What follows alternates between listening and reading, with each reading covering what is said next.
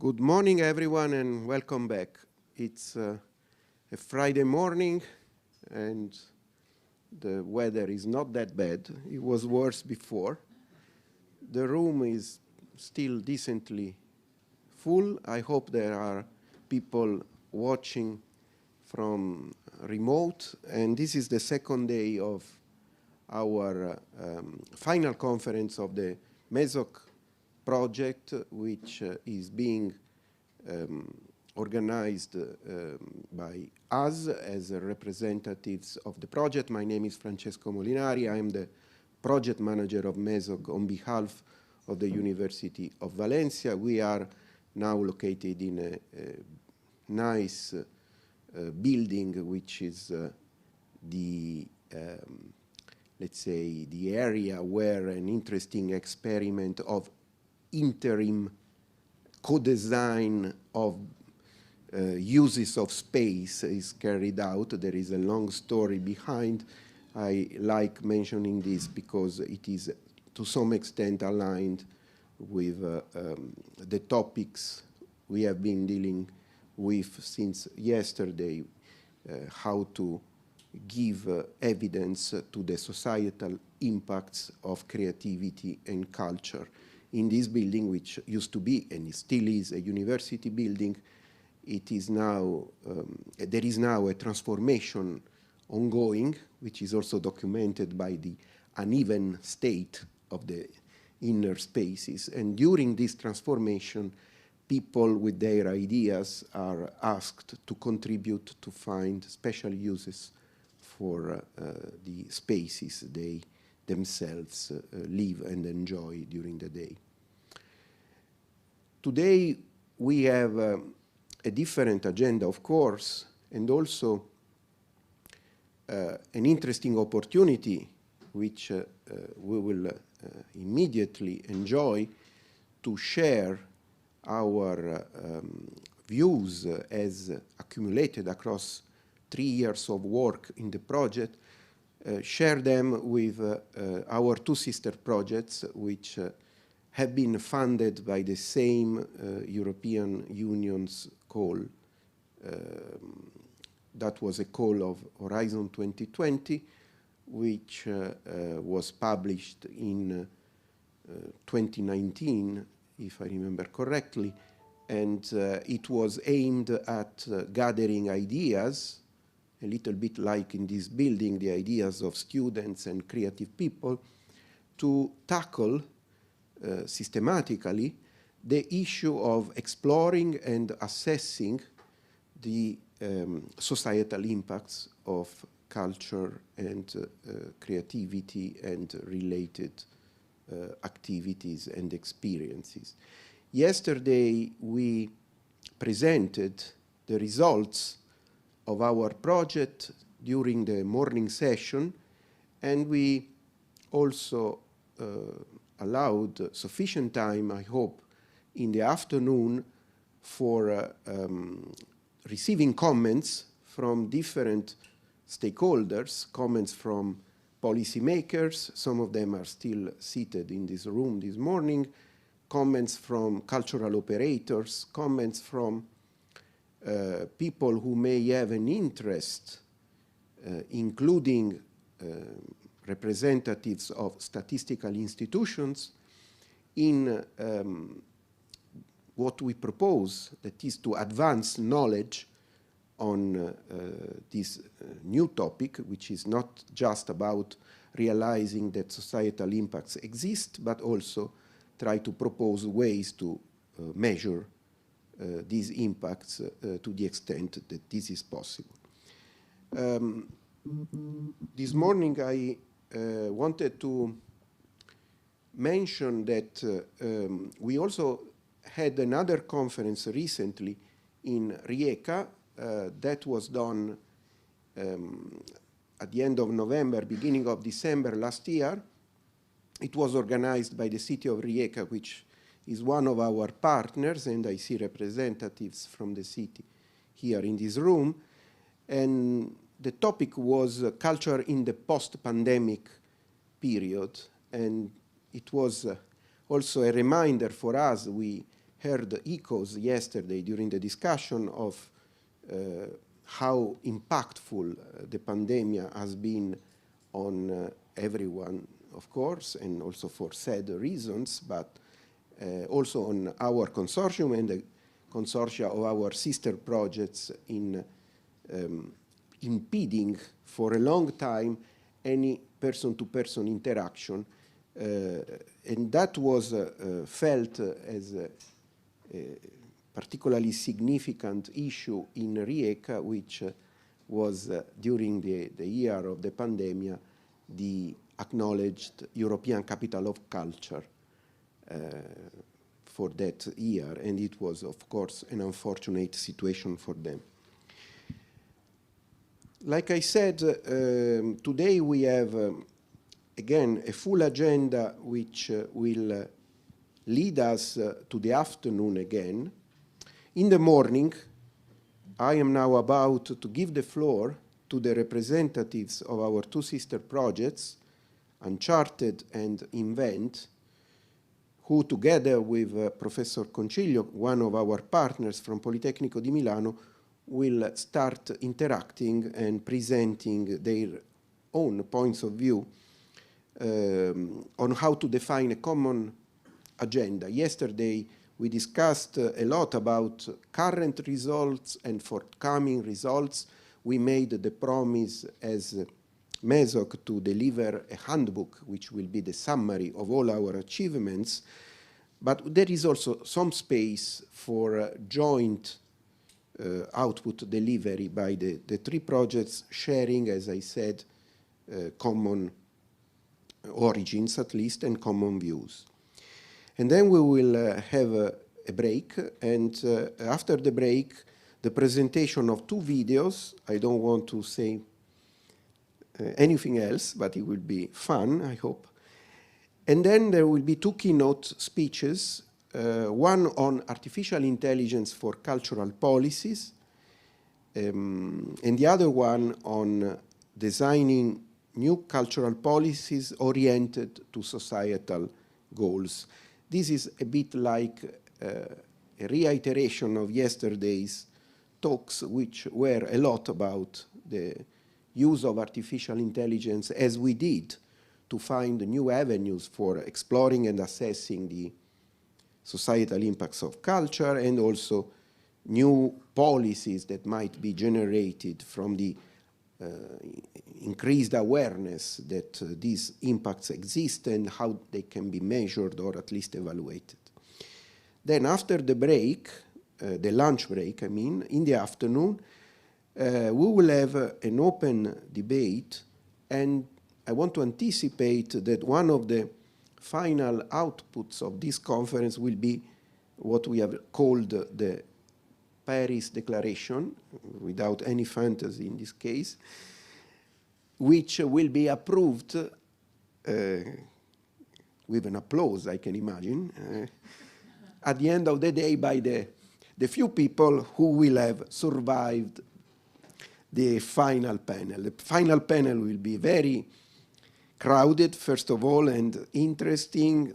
It will be opened by Professor Sacco from the University of Chieti-Pescara, and there will be a number of panelists speaking about the next steps for the European cultural policies. I hope you will survive until then and survive until after the panel, so that towards 4:15 this afternoon you will be asked to give your consent to the contents of the Paris Declaration, which are still under embargo, but we'll try to negotiate their visibility before the end of the day. So this is the program for today. I already spoke a lot.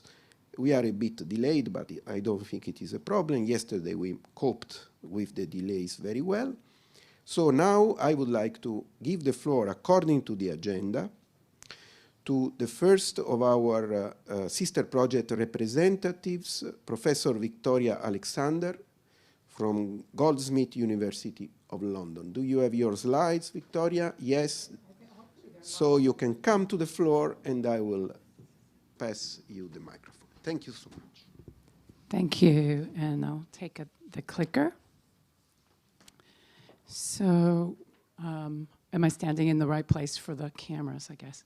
All right, so I was asked to speak specifically on the nexus of art and health and culture and well-being.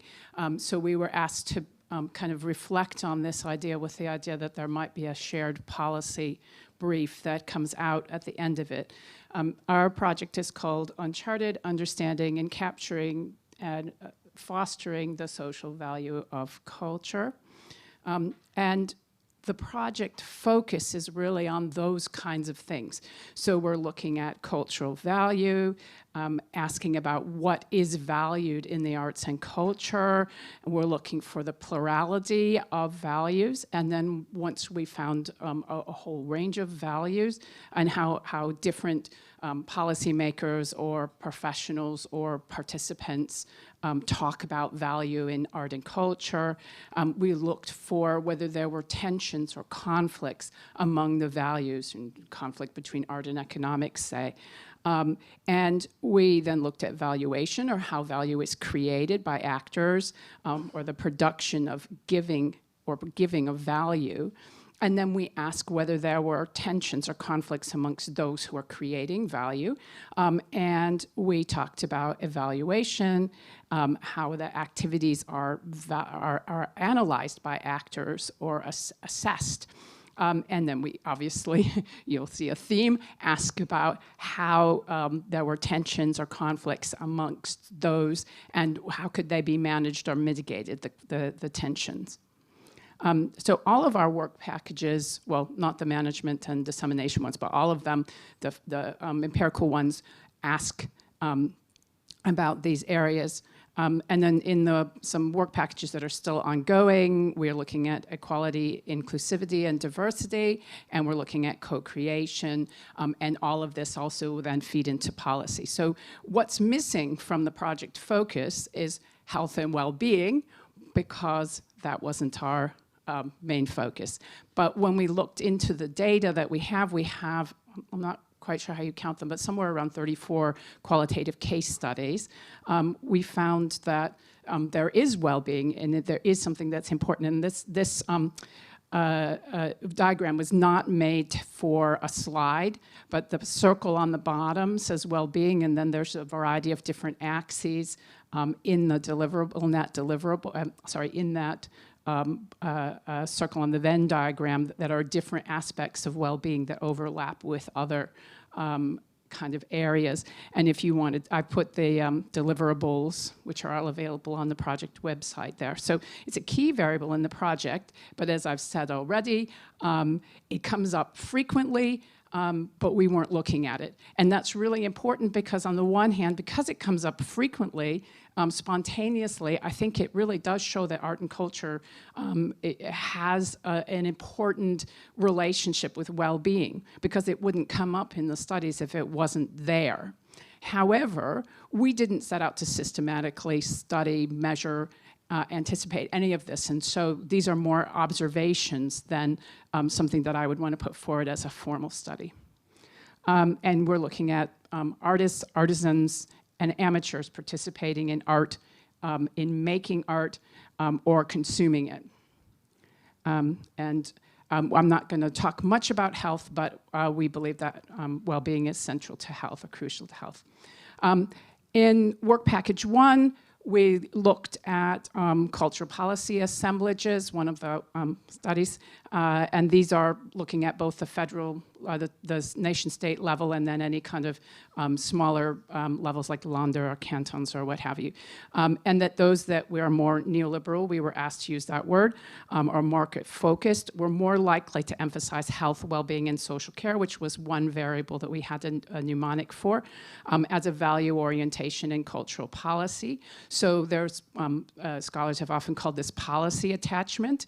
So this is one thing that, and I think that the interest in the EU of the sort of health and well-being related to arts and culture comes from this idea of policy attachment, which I won't say much more about. During the COVID-19 pandemic, we found that health and well-being often stood in contrast because lockdown prevented you from getting sick and dying of COVID, but then on the other hand, it reduced everybody's well-being. And we found even during the lockdown that cultural participation generated a sense of well-being by counteracting things like inactivity, the lack of routine, or the same thing every day, too much routine, and being in a stressful place. And we found this in across a variety of 5 different, well, actually probably more than that, but those are 5 that we found them in: creative tourism, illegal concerts and rave parties, choirs that moved online that had been live before the pandemic, and youth involvements in heritage. So in work package 2, we found that cultural participation generates well-being by encouraging social interaction. This came out of a community-engaged artistic project in Portugal. Also, we found this in our study on young people in heritage in the UK, and also choirs during the pandemic. Cultural participation offered online, so people who are able to join online increased the well-being of pupils in Norway who otherwise couldn't attend because it was easier to access, and so therefore increased inclusion of people in some kinds of ways. This was found in the Cultural Rucksack and Cultural Schools study that we did. And I've put the deliverables, so they're on our website, as I said. And well-being comes at different levels, so it can be individual or even internal. It could be at a collective level or a relational level, or it could be at a political level. So for instance, for the individual level, this could be about fun or pleasure or disinhibition or empowerment or escape from routine. At the social level, at the relational level, it's a lot more about sociality, about relationships, building community, sharing, having a collective sense of hope. And at the political level, this is especially coming from the clandestine concerts during COVID-19. They weren't legal, and people would just have little gatherings illegally in their apartments, or we heard about one yesterday in France, was it? And also the rave parties, which are also illegal.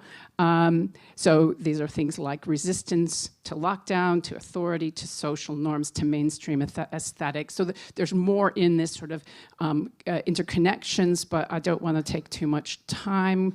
I was told to prepare 2 to 3 slides. I have a little bit more than that, but I'm going through them quickly, so hopefully I'll be at a good amount of time.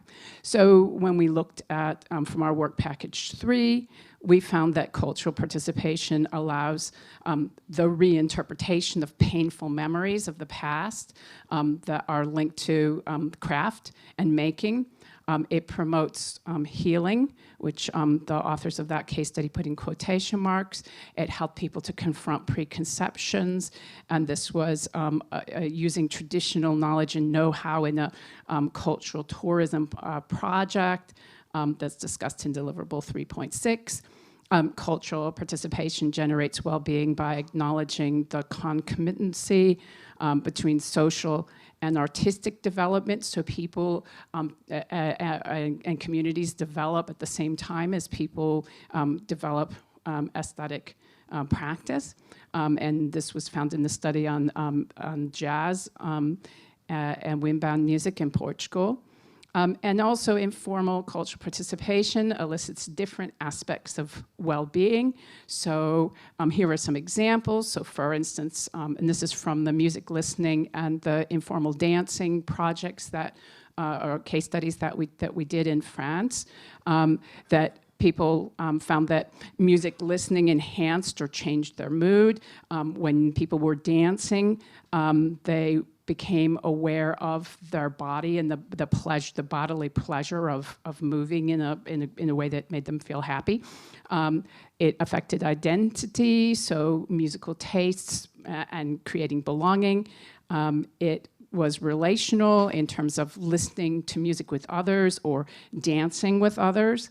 And also it related to creation, so dance is creative expression, although there were also a lot of tensions sometimes between these different aspects. And, oops, sorry, I didn't mean to go past into the next slide.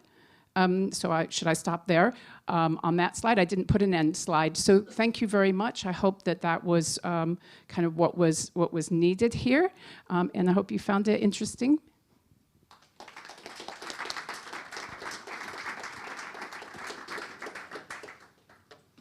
Thank you, and I think we can leave the questions for the end of the session. I would therefore like to invite Professor Grazia Concilio to the floor. You have your own slides, I noticed, so you can use them, and so we give continuity to the talk. Please. Thank you. So good morning, everybody. As you have heard enough of our project yesterday, I will keep the attention on two cases that we thought could be relevant to discuss some issues that we consider relevant for starting reflections on what could be, shared perspectives of our job. So, two suggestive cases from MESOC. The first one comes from Valencia. So you know that we have explored our cities. We have tortured, actually, our cities. And we have explored them by looking at experiences.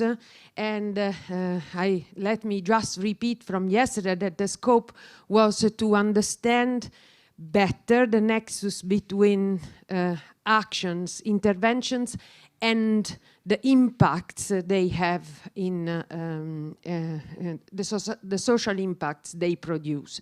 So this comes from reminiscence as a therapy, the idea that reminiscence can work as a therapy. The name of this I will not be able to pronounce correctly, La Caixa del Record, Memories, Memorie di una vita. The idea is to work with people, not the idea, they work with people with cognitive deficits, Alzheimer, and patients with early dementia problems. This is relevant because they can benefit by being solicited with specific exercise coming from very rich environments as per artistic contents. They can get stimulus for long-term memory. You know that this is the big problem that they face very often. They can slow down the emergence of the symptoms of their disease, train the memory, which is like a muscles exercise. Lower to, okay, I will keep it there. And I have to sit down? Here? Okay, sorry for that. And also stimulus for their cognitive functions, eventually even relational to in the interaction with others. So what is important here to underline is that this experience did not start, by scratch. It is a long-lasting learning process coming from previous experience, previous learning, especially from, New York or Rome. So the learning is kept, and what is relevant is not that only the learning is kept, the production of the impacts is kept, is maintained, is, you know, as a resonance, no? Is spreading, is diffusing. This project in Valencia is carried out within the Ethnology Museum and is advised by a relevant support team of, expert in this disease, and so that they can well manage, understand, experiment how to create the experience for these people in a manner which is eventually reinforcing the impacts in relation to their problems.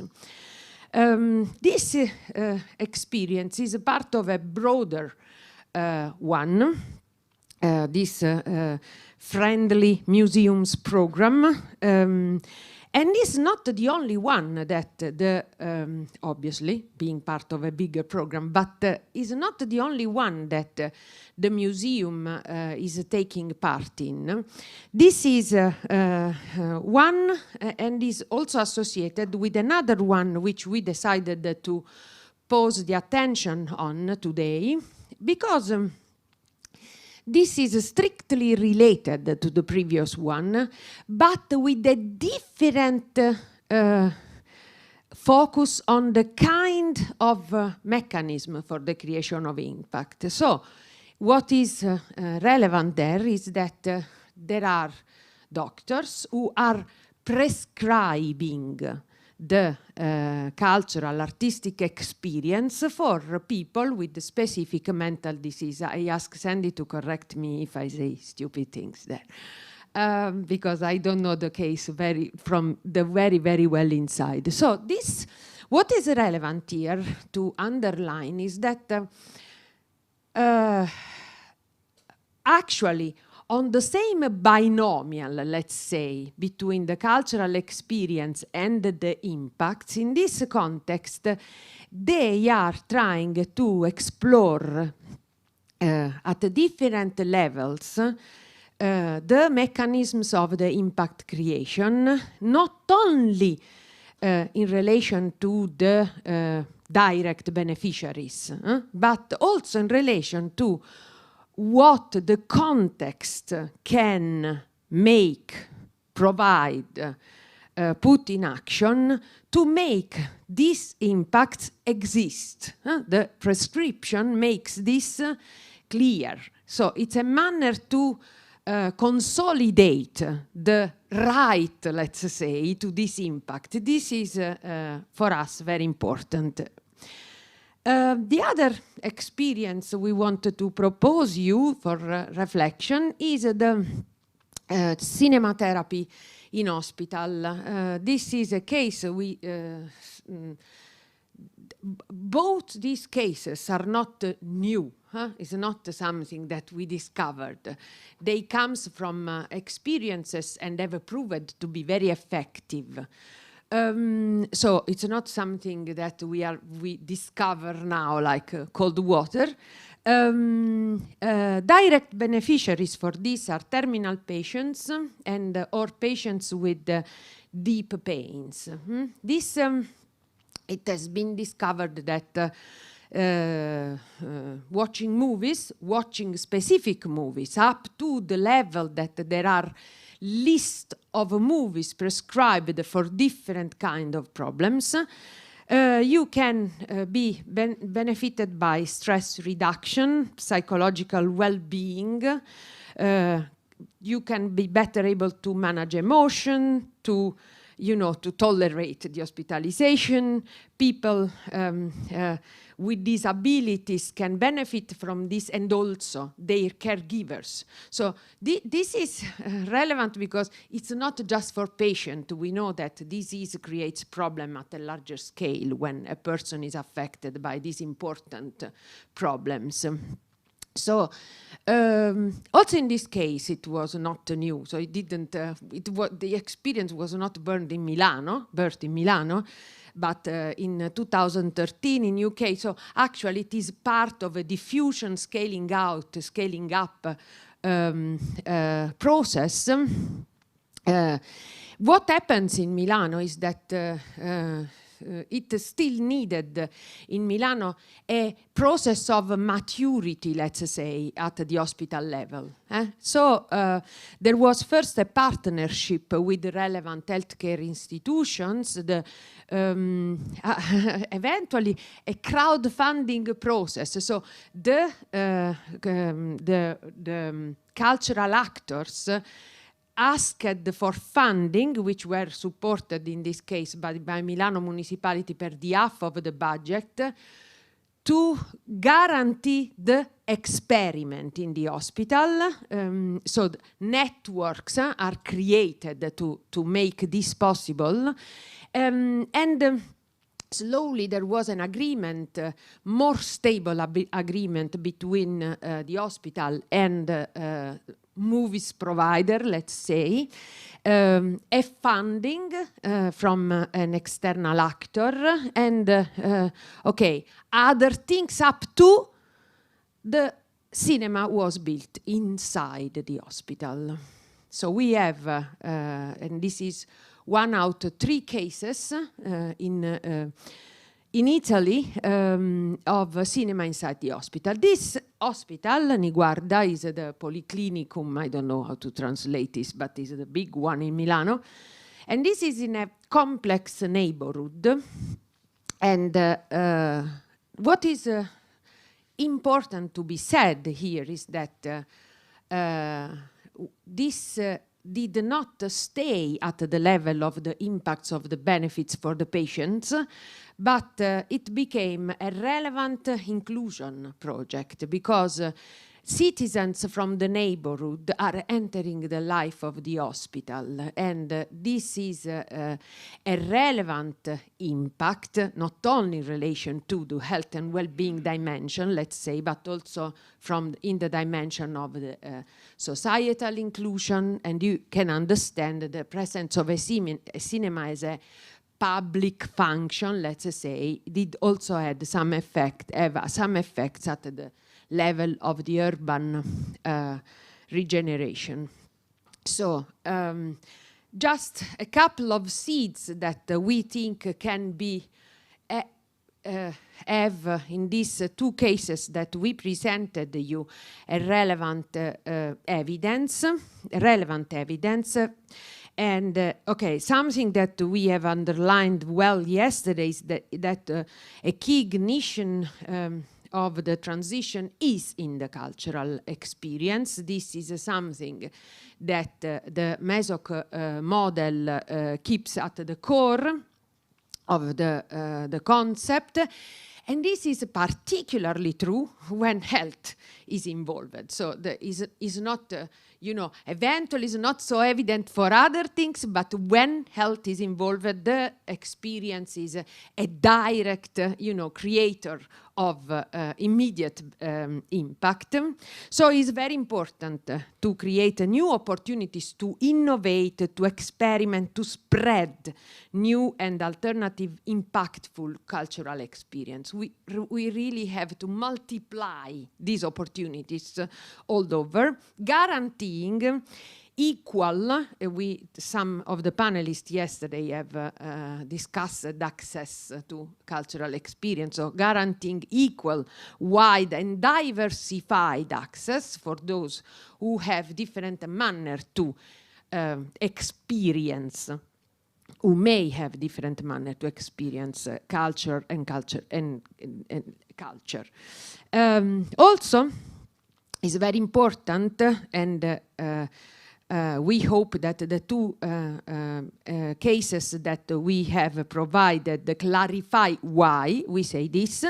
Targeting the different spheres of action along the entire impact productions chain is important. So it's important that we do not keep the focus just on the production of the cultural experience, but also eventually supporting, reinforcing, pushing the, you know, the entire mechanism of the impact production, because this is relevant for the consolidation of these mechanisms up to the end. So we have understood, for example, that is very important. You can see this in both the cases.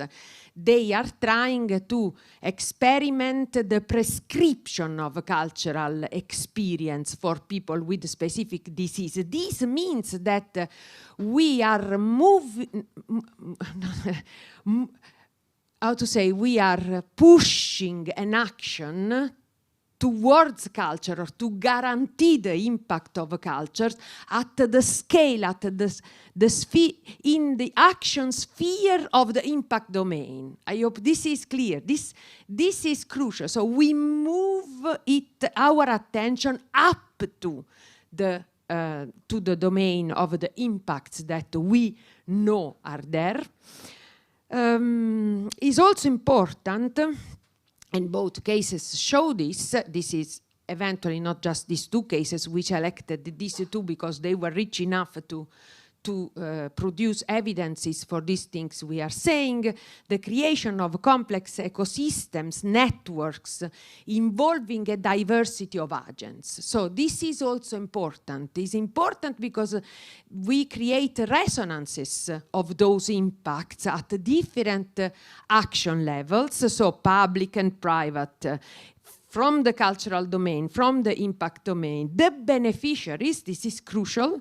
We have witnessed throughout MESOC that having there the beneficiaries, those who are impacted, let's say, by the cultural experience is crucial, as well as to have them there, some project heroes. We have learned a lot about these people who keep the vision in this process, which whom we think should be always engaged when you have one there, and opportunities, obviously, you know, measures to be guaranteed in getting them on board. It's also important to understand how to guarantee synergies among impact chains. So the transformative power of this impacts mechanism is reinforced when the, let's say, the action is not just coming from one initiative, but is a plurality of initiative, as it is showed in the case of Valencia.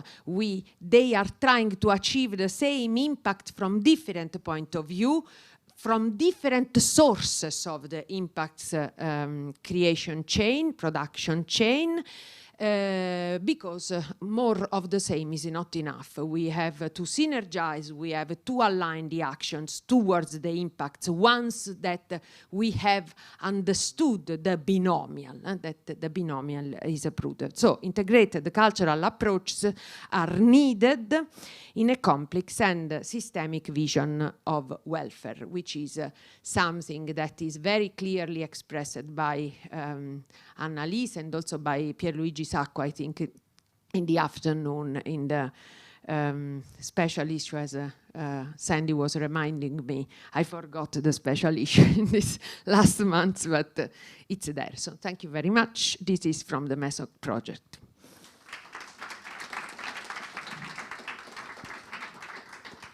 Yes. And now last but not least, my friend Susan Jansen, on behalf. Please. Sorry, I'm already coming up. No, please, yeah. No. Thank you. On behalf of the Invent project, yes, I was saying. Thank you. Thank you. And Yeah. this is yours. Thank you. Okay. So, sitting down. So yes, thank you very much for this invitation to this wonderful conference. It's very inspiring to hear about results of the MESOC project and also of the Uncharted project. So I'm very happy to be invited here. I'm the coordinator of the Invent project, which has 9 partners and involves 9 countries. I'm also professor of sociology of media and culture, so this is really research that is very much aligned with my with my own research interests, which is nice. I have done some projects which were less close to what I'm enthusiastic about. So briefly about the Invent project, what we have done in the past 3 years with a big team in different countries is looking at cultural understandings, values and practices of people across Europe. Within Europe, we are interested in different social groups and their practices, their values, their understandings of culture. We have tried to analyze this in what we call a bottom-up way. So we were very much in touch with people themselves and what they found important in terms of culture, what they valued when doing culture participation, etc. And we use multiple methods to examine this. I listed also a number of focal points on the slide. So we are interested not only in these understandings and practices and values, but also how these are associated with wider societal values and with socio-cultural divisions, which are quite prominent nowadays, well, always have been maybe, but still nowadays in European countries. We are interested in how people perceive and experience changes in their everyday lives, in their lifestyles, in cultural participation, as a result or by processes of globalization, Europeanization, migration, digitalization, and also how these changes affect societal values of culture. I was asked, like Victoria, to focus on particularly on the relationship between culture and well-being, and this is also an element in our study. So we look in the Event project how cultural participation or specific practices may have at the individual level, may have an impact on societal values such as cultural openness, tolerance, solidarity, and also well-being. So although it's not the most central part, the well-being element, I'm happy to say a few things about it today. And maybe I should also mention the ultimate aim of our project, what we have been aiming for, striving for, and hopefully we succeed a little bit in this, is providing relevant knowledge for the creation of more just and inclusive cultural policies that are better catered, that can better cater for the needs of underserved groups and communities in contemporary societies. But let me go to this task that was set for us today for the 3 representatives of the 3 projects. What could Invent and the knowledge that we gathered contribute to the whole discussion about the relationship between arts and health or culture and well-being? What was really interesting and was also mentioned in yesterday's session by one of the panelists in the afternoon was the Culture for Health project, and also their recent report. They did a really marvelous scoping review in which they identified actually 4 different categories of health and well-being outcomes which are associated with arts and culture participation. And the first one is really about culture and health, and then we talk about health more also about medical treatment, physical health, and that part is not really covered in the Invent project. You could say that Invent covers elements of categories 2, 3, and 4. So culture and subjective well-being, culture and community well-being.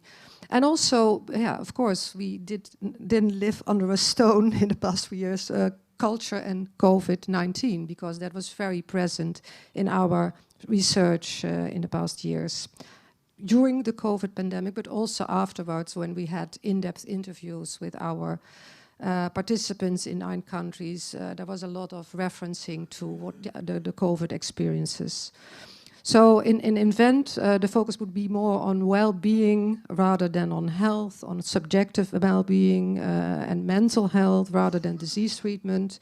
And also, I would say more on culture in the broad sense than on arts specifically. So we looked at receptive, so-called receptive and so-called active practices, not only participation in traditional high arts, but also in a range of more mundane cultural activities.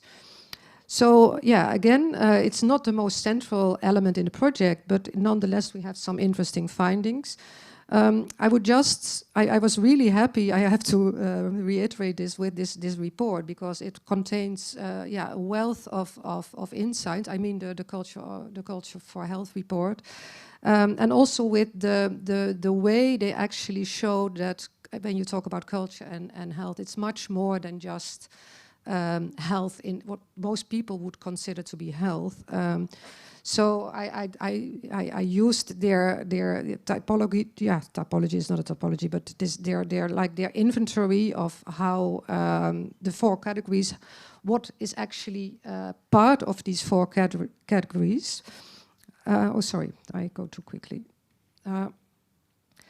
And I in green, that's actually when I was happily surprised to note, if you look, if you use these definitions and elements, I was happy to know that actually an awful lot of what is mentioned here is covered in our project. So if you look at the category of cultural and subjective well-being, we have very rich survey data that indeed provide insights into many of the items listed below. So to what extent people mention this when talking about personal fulfillment and engagement. It's also present, for instance, in our smartphone study, where we did experience sampling among cultural participants and cultural audiences. And there it's often about the experience of emotions and how mood management, how their mood improved by doing certain activities or attending certain events. But also when we look at cultural and community well-being, we find a lot. We did 27 case studies in the 9 countries where social inclusion was actually the central focal point. So we looked at inclusive participatory practices and policies in these countries. And yeah, these elements of social bonding and inclusion, how to ensure that also disadvantaged groups get access to cultural initiatives was very present in these studies. Then also we did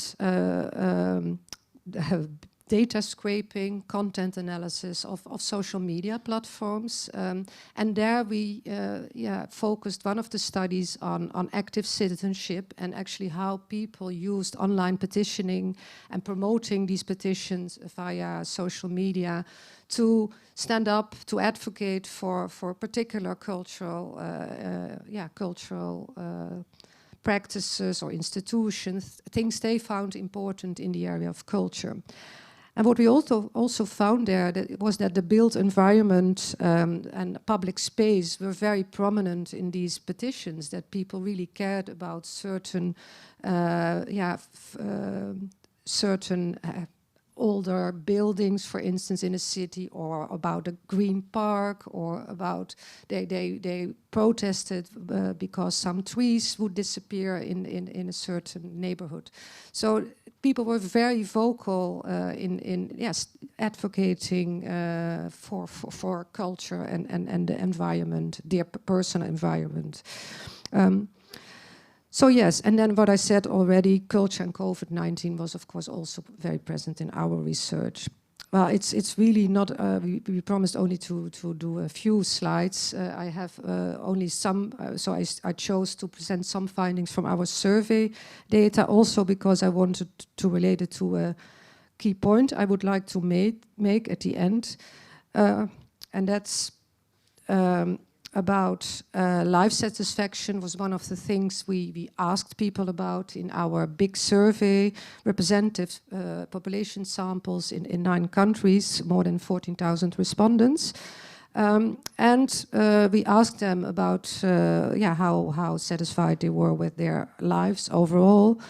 We also asked them how satisfied they were with the cultural offerings in the place where they lived nearby.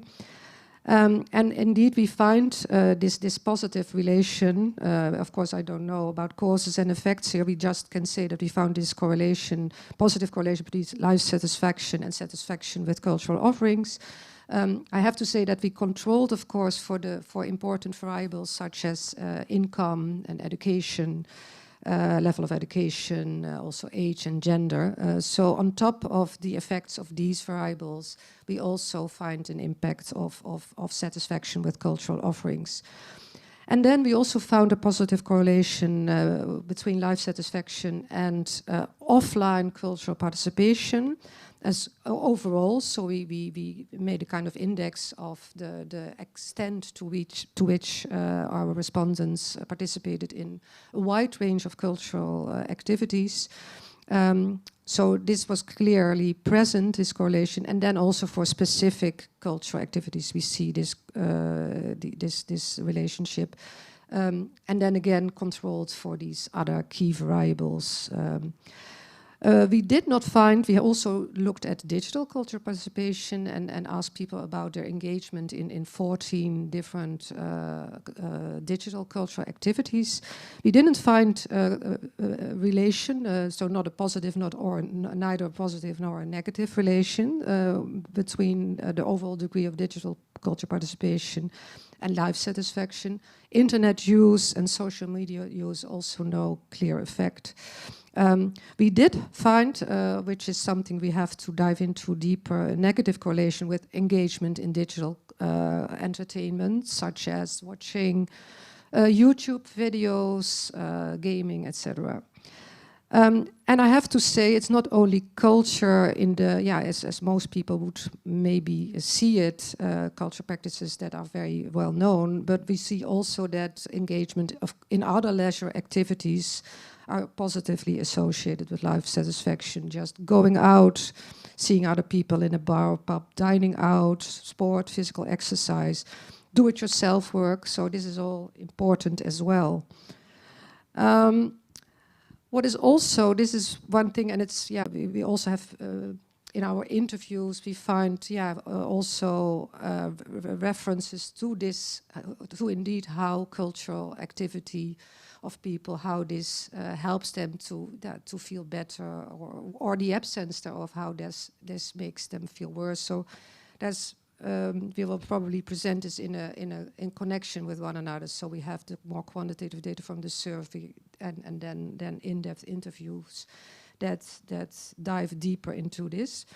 What is also important to know that I think is because if we talk about life satisfaction, or if we talk about satisfaction with cultural offerings, we also see that, well, of course, many in the green, the darker shades of green, are people who are very satisfied with either their lives or their cultural offerings. And that's a substantial group. But on the other hand, what this simple graph also shows is that, many people in Europe apparently are not that satisfied, neither with their overall lives nor with their the cultural offerings in their environments.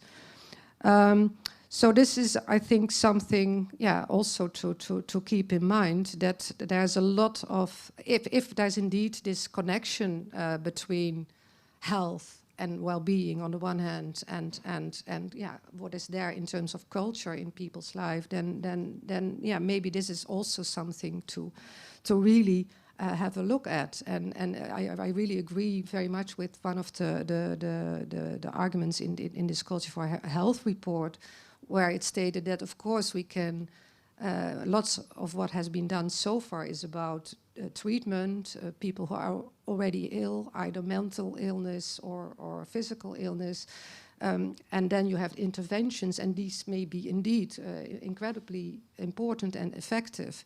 But on the other hand, it would also make sense to focus on prevention. And if there is this positive relationship, then it would be important that people become more active in a wide range of cultural activities.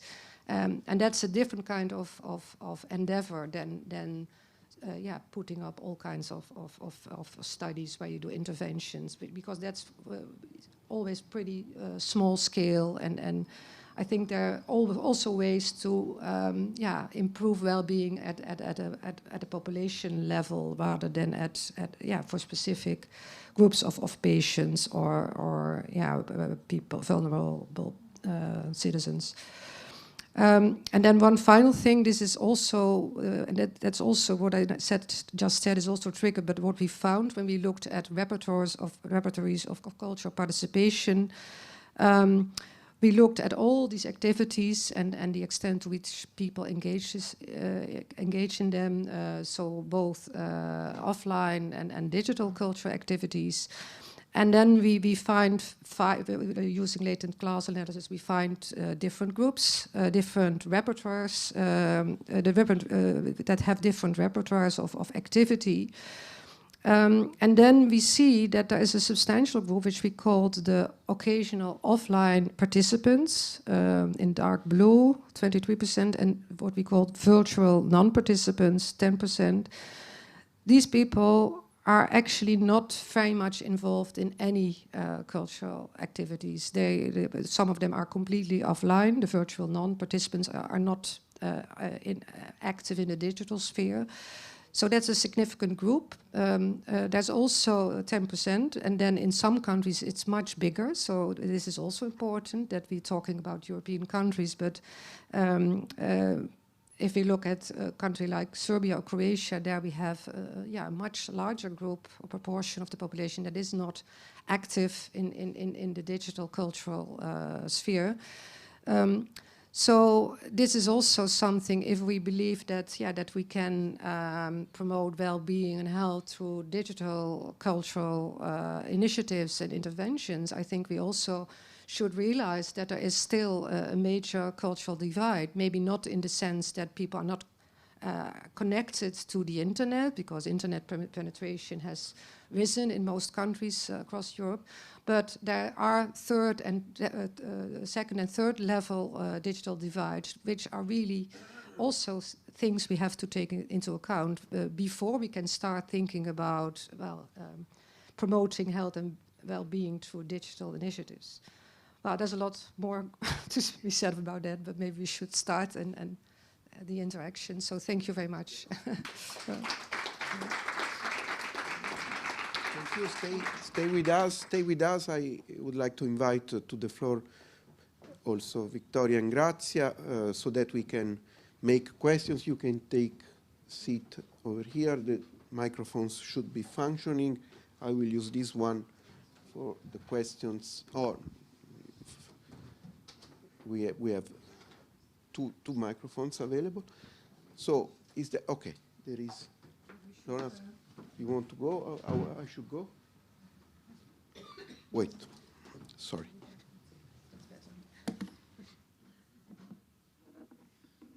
Please. Thanks. I'm interested in that cross-European survey, Suzanne. Hello.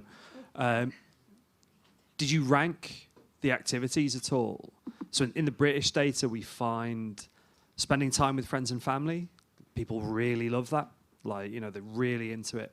But obviously, the policy implications of that are quite sort of diffuse and sort of complex, whereas going to a museum or gallery is like, we'll build more museums and galleries. So did you get a sense of sort of what was the most effective activity, small c, big C, in terms of promoting life satisfaction, and what might be the policy implications that flow from that? Is it working? Okay. Yes. So we also looked, of course, into the degree to which people engage in all these activities, and then we see that that some activities are far more people do far more frequently, and more people do them far more frequently. like going to a museum or historical site or visiting monuments is something that is, well, not done that frequently, but still many people do this in countries, as opposed to attending classical music concerts. It's far less popular. So this will also play into if you would do something about promoting certain activities. I think you could start also with activities that are more likely to attract more people.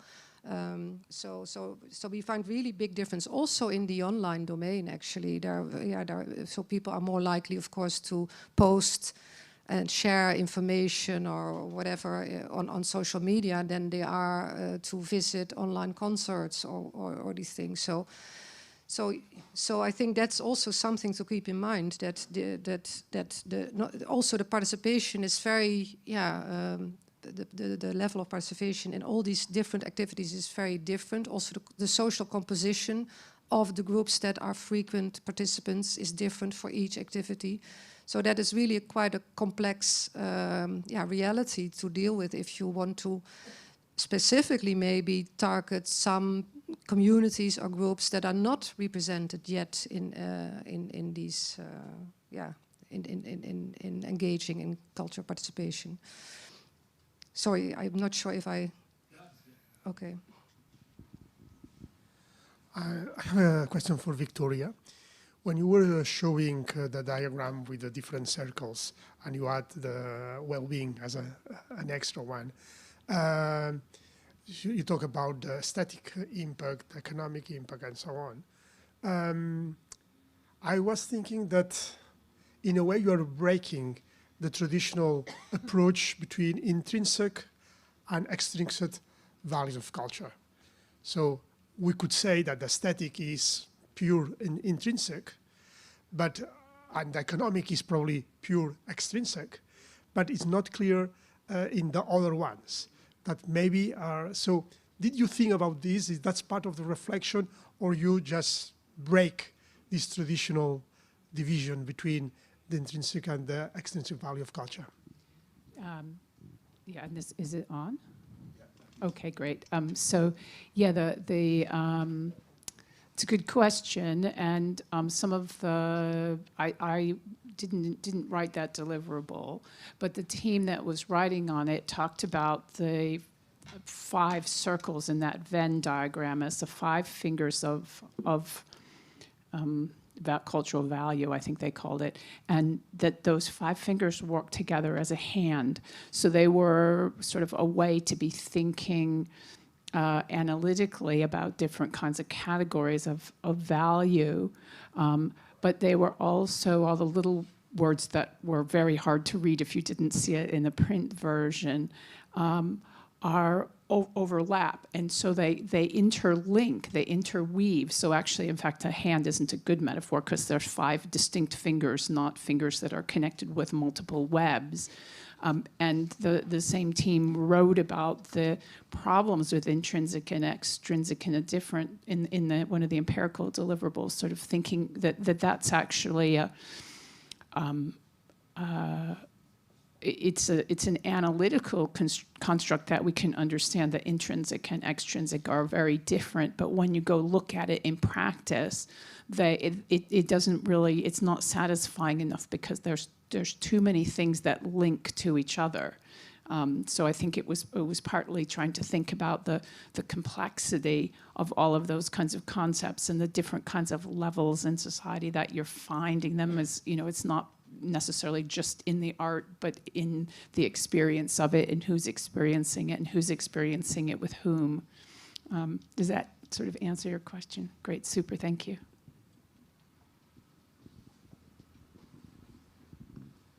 Yes, for Gracia, a very practical question concerning the cinematography in hospitals.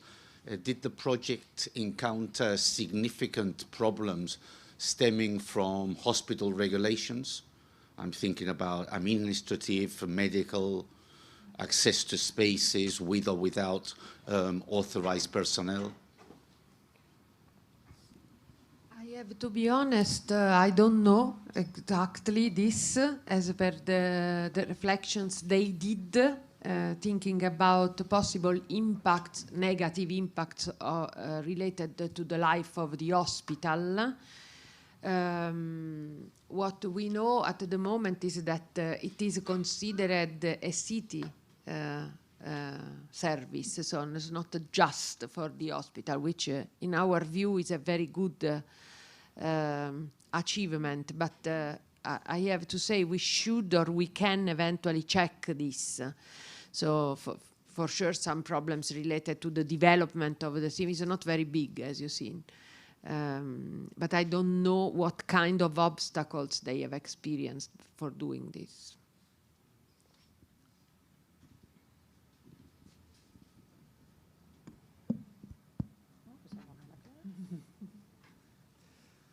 Hello, Victoria and Susan. You were yesterday in the presentation of the MESOC project. I want to ask if you find something on the outputs of the MESOC project that contrasts or is against your results in your projects, or that is not easy to explain to your partners and at the same time to Grazia, if you have seen something in the two other sister projects that it's a hole in our projects, or it's something that we have not deal with and is important and relevant. So very easy questions. Yeah.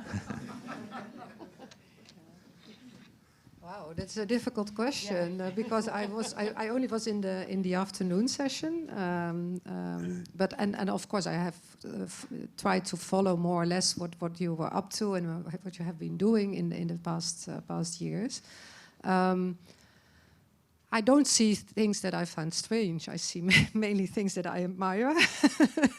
That I think you really did a wonderful job with your project. I find the focus on also trying to really measuring at an aggregate level the impacts of culture at the city level, for instance, really commendable, and I think it will be very useful.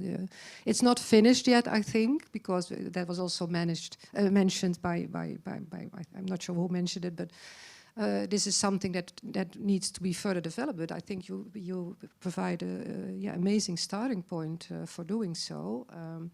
And also, but that's more maybe minor, but for instance, what I really like is also this tool about cultural experiences where people can leave their cultural experiences, but that's more because this is also an element in our project we have been experimenting with, and I think there is great opportunities there to also collect these kind of data, not just that people buy tickets and maybe have their postal code added to that so that you know from which neighborhood they are and which socioeconomic background, but also indeed the experience itself and how I think that's very important so that we get more, not only the usual quantitative indicators and proxies of all kinds of variables, and that's important. We need those definitely, but enrich this with more qualitative,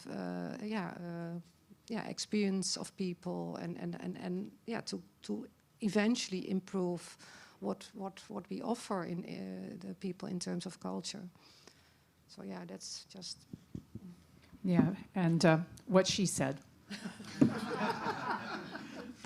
I thought that our projects were complementary, and that there were many sort of similar kinds of things. But looking in, since ours is all qualitative case studies that are relatively small scale, they have a richness in their findings that are interesting. But it's also good to see some more of the overview, one that you can actually control for variables and invent. And so I thought that they work really well as sister projects, and we don't have much rivalry, not too much sibling rivalry, and no fratricide going to happen.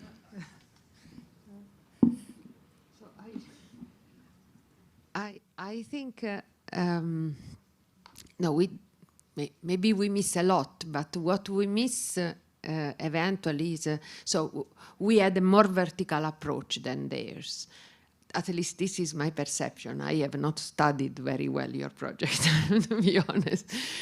But they have, so for us, what they did is relevant because I think we have from them the chance to first to understand whether our model works for all the binomials between, you know, cultural initiative and impacts, and this is something that I really think we should keep on doing, and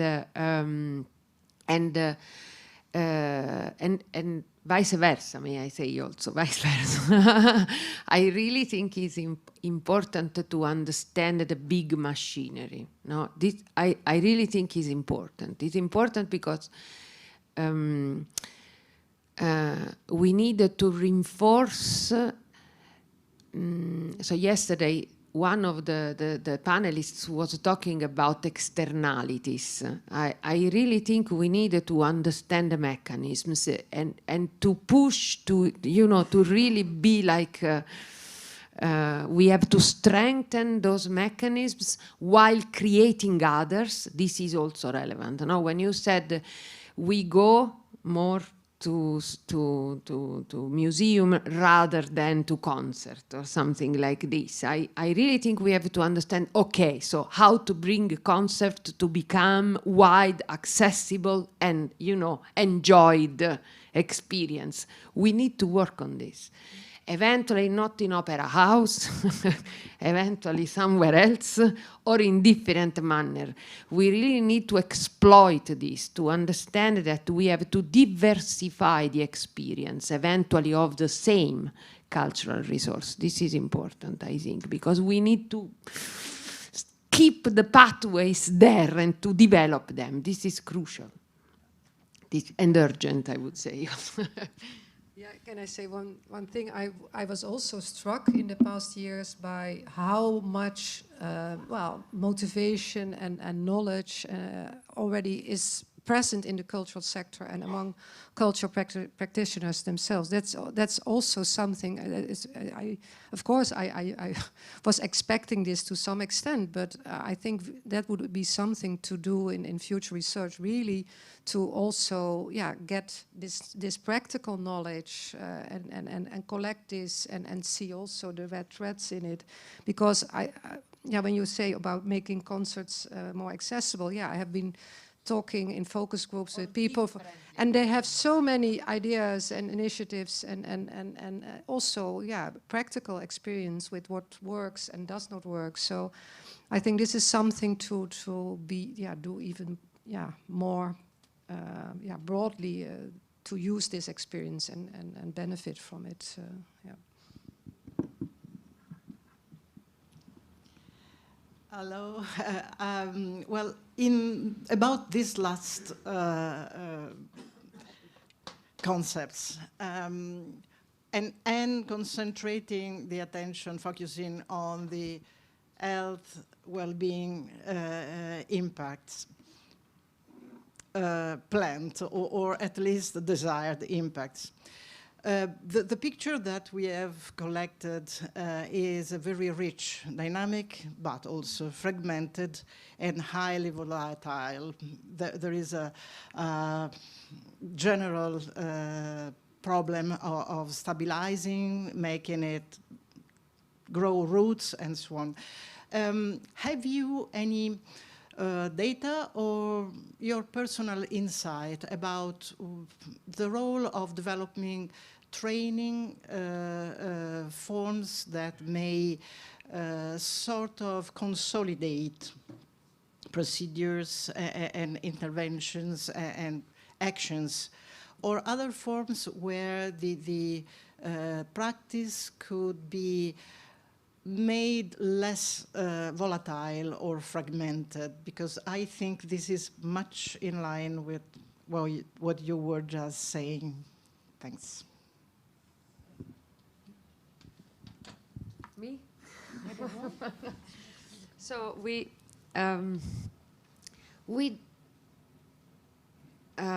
one of the so two things. The first is that yesterday someone said that we should escape the market tyranny. Rarita, help me. The market tyranny of the language of culture. I think this is important. We have to work on a language which is usable and understandable by the actors along the impact chain. So we really have to make this effort, I think, and this is the very beginning. As per the project thing, so you, Francesco, was underlining very well yesterday, we are a strange project because we have a very different backgrounds, and so but I think that the last effort we still have to do, which is to test some small pieces of the project, can be a first step towards the consolidation. So to understand how we can observe and monitor these pathways of the impact chain. And so we are still working on it because we are different and many, but I really hope that we will be able to achieve this. We have some months in front of us yet before closing the project, so it could be at least the contribution from the MESOC side towards the consolidation. It could be a first step because we need to understand how to monitor this consolidation. That's the issue. And eventually to understand how to sense new pathways. Because this is also relevant. We don't know all of them, and that's okay. Yeah, I was looking at Francesco because he said that he would be glad to coordinate the policy brief about health and well-being and art and culture. And I think what we should do is take note of your question because that would be something that could potentially feed into what the policy brief, the new unplanned policy brief, I mean, as well as our individual projects are going to be making policy briefs. That's a really important part for all three projects, but this shared one might be a place where we can try to think about those issues. Yeah. Out of the volatility. Yeah, maybe to add to that, we also looked at cultural interventions in the Netherlands in one of our case studies, and we examined cultural interventions where people suffering from dementia were taken to museums and to concerts, creative artwork in their care homes. But one of the issues was indeed the continuity of such interventions and how to sustain it over time. And there was indeed a lot of emphasis on, in the recommendations of these individual studies on partnerships between healthcare institutions, care institutions, artistic institutions, and also municipalities, for instance. Also, appointment of training was also mentioned a lot, like that also the people who are working in certain care homes should be, to some extent, be knowledgeable about the benefits of this. They may see it as a burden, that they have to do something on top of all the work they're already doing. And this is also lack of knowledge about that it's also beneficial in the end. So that's very, very important indeed, yeah. Okay, so a big round of applause.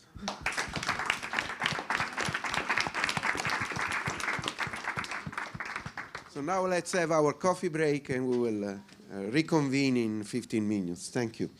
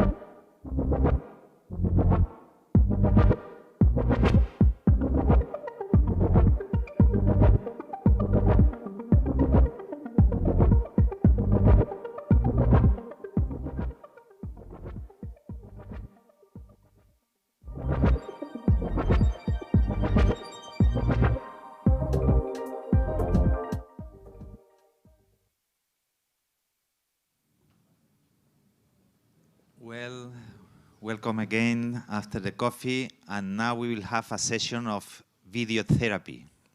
Let's see how it works, if we improve our health and well-being or not. Well, in this intention to show other projects and to share with other projects the goals and the results of and to share the methodologies, we wanted to show two other projects that are trying to measure culture with other goals and other methodologies, but that we think that they are very interesting. So the first one is measuring the cultural and creative sector. This is a call for tender of the Commission, because they were very interested in update the framework of the cultural statistics. And then I was a member of this consortium in this project. Was a very technical approach. So the demand of the Commission was, first of all, to update the framework of the cultural statistics. We have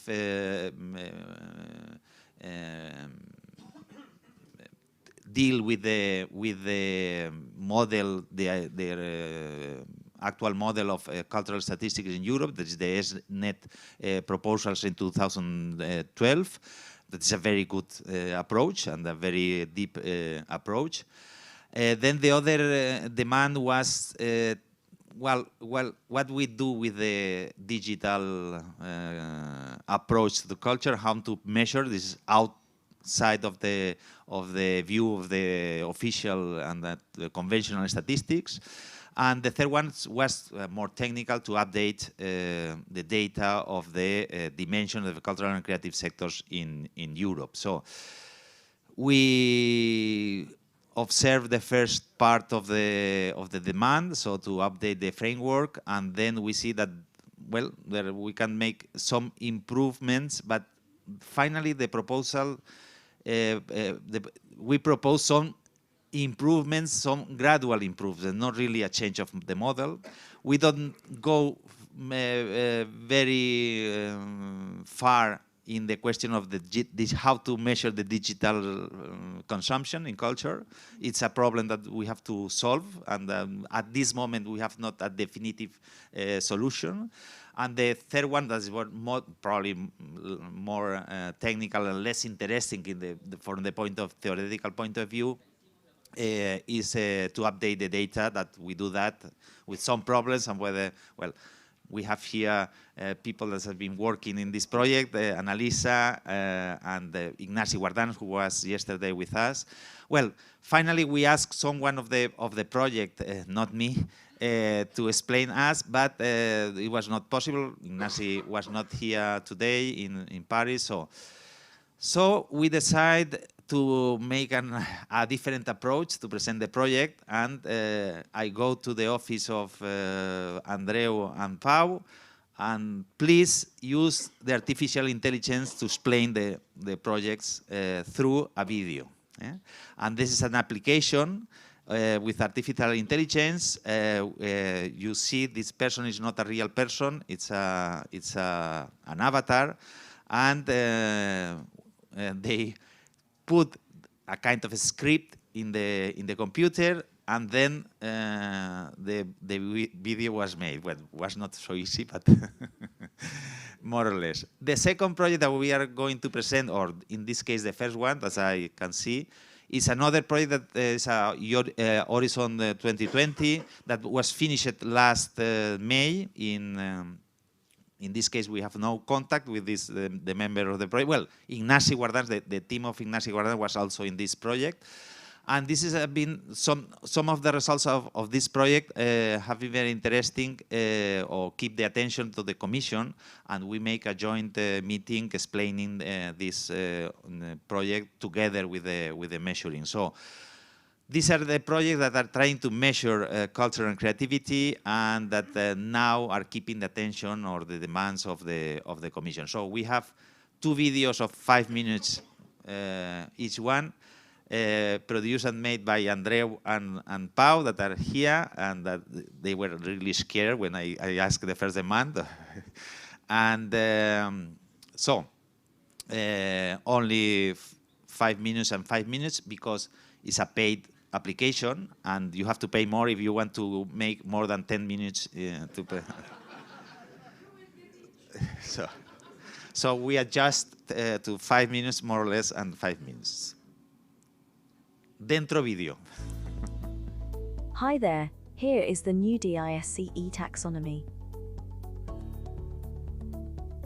The main novelties of the new taxonomy are both in terms of inclusivity and sustainability, and refer to the reorganization and the entry of different sectors. GLAM is meant as a comprehensive definition of heritage sectors as commonly accepted by heritage organizations and professionals who consider the cultural institutions as a whole. In the light of this new taxonomy, it appears that geography has a crucial role. The heritage industry contains sectors such as heritage sites, GLAM and cultural landscapes, which are located somewhere and are available at very different scale across places. Industries in media, functional creations and new media sectors have a strong geographical pattern. Companies producing digital content display strong clustering, meaning that they tend to concentrate in some specific places. The same happens to audiovisual production, publishing, and so on. Higher education institutions are located in specific places, and depending on it, they offer different menus of courses and assign different importance to CESE-related activities. Therefore, this new taxonomy opens for applications in the investigation of CESE that embed a strong role for spatiality.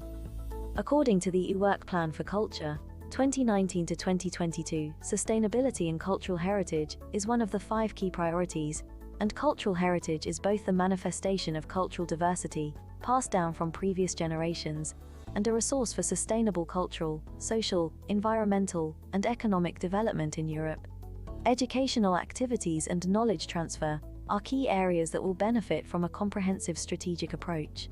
So, cultural educational activities are seen as a key to foster sustainability in terms of heritage knowledge and comprehension, enabling processes of conservation and tuition. As a result of that, the sector of cultural educational activities becomes transversal for the new taxonomy, because it merges together the key elements of the DISCE project. Few models analysed so far natural reserves, zoos or botanical gardens, as they are not considered cultural domains either. Australia emphasises among its cultural domain, also botanical gardens. It is important to stress this point, since the definition and classification of CESE not only reflect the various countries' historical industrial bases, but more than that focuses on their future development policies. We added as a comprehensive sector, the cultural landscapes in our discourse, representing an important element to move the attention towards sustainable development. The tangible culture is irrelevant, and the shift from a purely material work to a fundamentally immaterial one, linked more to digital creations, is emphasized and helps to understand how CESE are changing their approach to creative work. This distinction raises a problem of recognition of work, which, while for creative workers, is more immediate due to the creations that their work makes concrete in fashion, design or graphics, for digital creative workers, it is less structured and therefore serves to highlight inequalities. Higher education institutions are unifying elements of all creative and cultural sectors, forming the basis of the training of thought and practice necessary to ensure high standards of quality. They are also the venues for the interdisciplinary training that increasingly characterizes the CESE.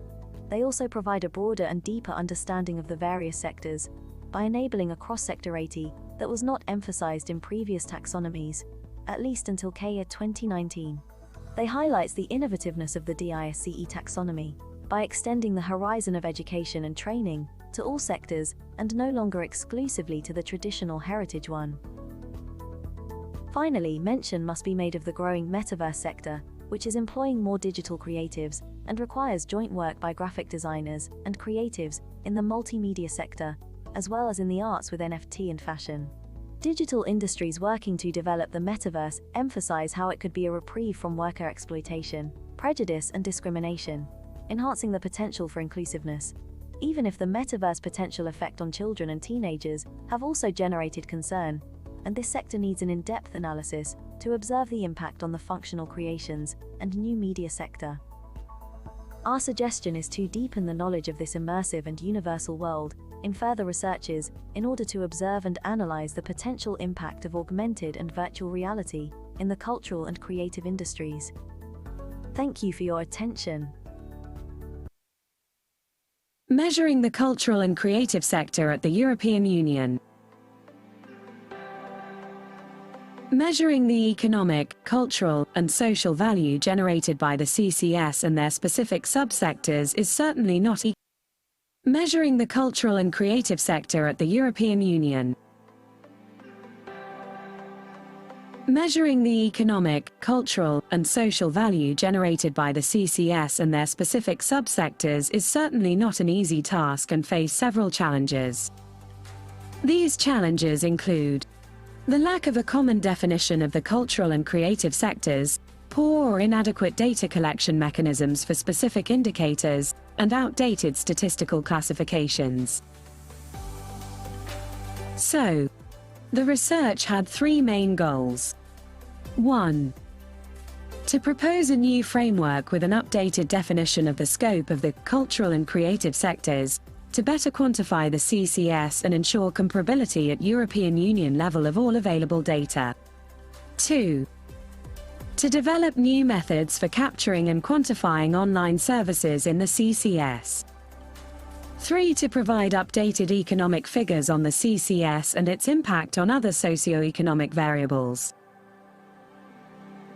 On the matter of reviewing the scope, the ideal situation would be that the document with the denomination, cultural and creative sectors, and the definition of the correspondent NACE code proposed, upon its approval by the Working Group on Culture Statistics, be consecrated in an EU regulation. To improve data quality and efficiency, the use of administrative records should be encouraged to the extent possible. Thanks to technological advances, the possibility of using administrative sources for statistical purposes has already widened significantly. The report also strongly supports the adoption of a module of questions at the EU level either as a standalone survey on cultural participation. This research included a number of tasks leading to the proposed onboarding of digital cultural services into the statistical framework of the CCS. The report had an updated estimation of the contribution and impact of CSS to EU main macroeconomic aggregates in a set of fact sheets referring to each of the EU countries. The main results are: those employed in the cultural and creative sectors in 2021 accounted for 5.5 million people and 2.6% of the total employed workforce in the EU 27 as a whole.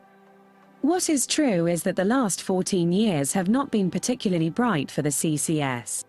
In 2021 we were still at 99% occupancy compared to 2008, albeit at 110% in terms of added value generation.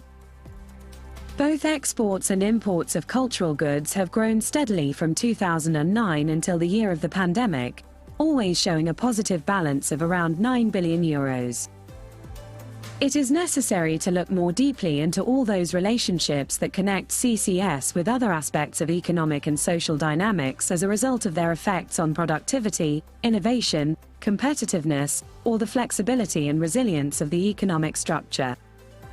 But there is also a long way to go in the analysis of the measurement of the social impacts of culture and its causal effects on the well-being of citizens and social cohesion. Information systems should strive to provide data that make it possible to explore these relationships. Some very interesting data on that are provided in the report. In general, the productivity of the CCS is above the average of the economy as a whole. Any increase in the participation of these sectors will translate into an overall increase in the productivity of the system. The research shows that a variation of 1% in the weight of the CCS in the EU 27 countries translates into a variation of 0.0125% in labour productivity. In other words, if the weight of the CCS in the sample countries is doubled, the average labour productivity increases by 1.25%. Analysing the multipliers of the cultural and creative sectors, for the sectors publishing, dissemination and content production, as for IT activities, the country with the highest capacity to generate added value was Germany, where each euro of expenditure in this sector results in 0.975 euros of added value. For the artistic, cultural, and recreational activities, the countries with the highest impacts are Ireland and Germany. Finally, the report presents some preliminary results about the relationships between CCS and well-being. The OECD Better Life Index, BLI, defines 11 dimensions of well-being that are commonly accepted and used as measures of well-being by the academic and statistical community. The dimensions combine material basis with other aspects related to the quality of life and the environment, while taking into account sustainability and the reproduction of future well-being. Thank you for your attention. Very cheap actress and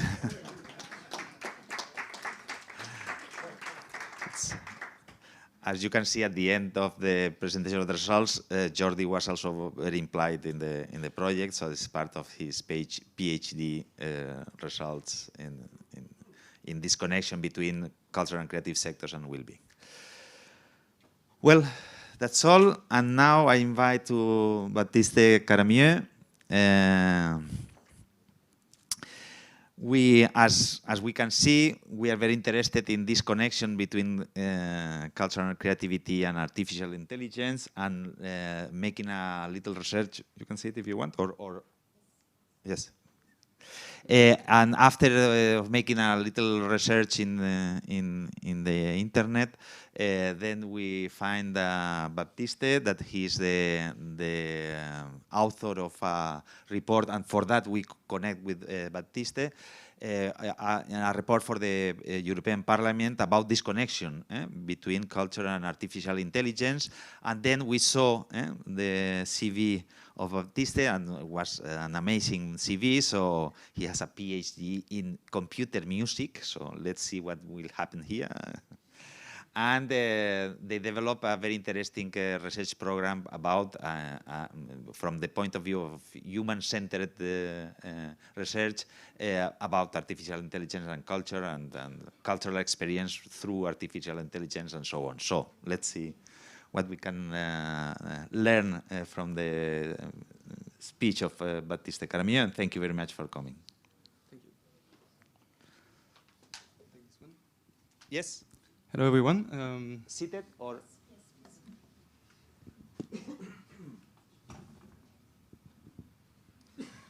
Okay. Good morning. Thank you very much for the introduction, and thank you all for being here.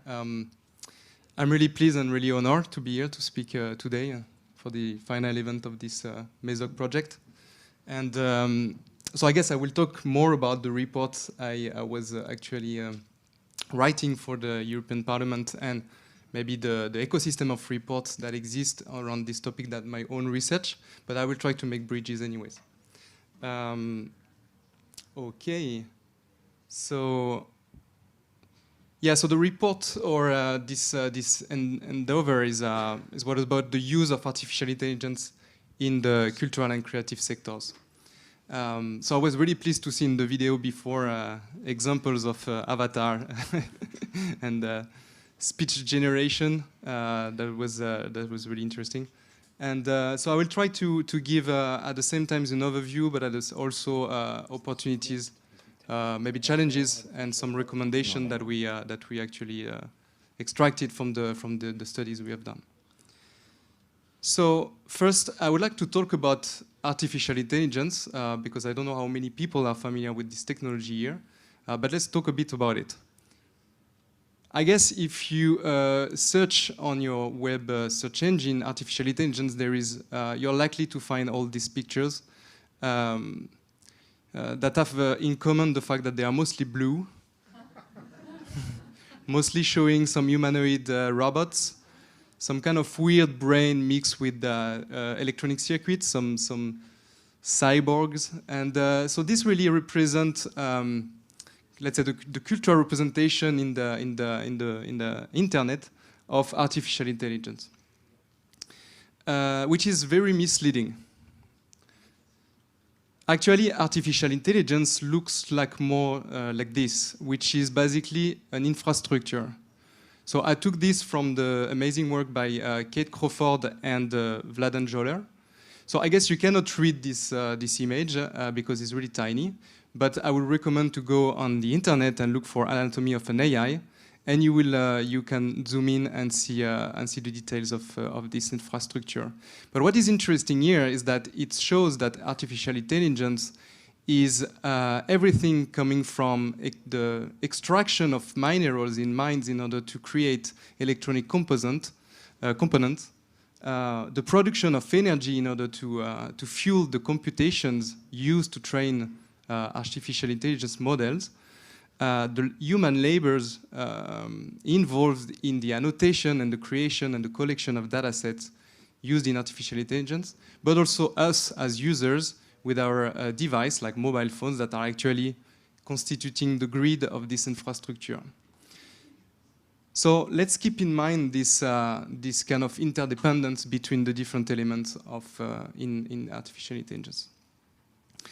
And now I would like also to focus on AI more as a point of view of an algorithm, because maybe it's more something that will be apparent in my presentation.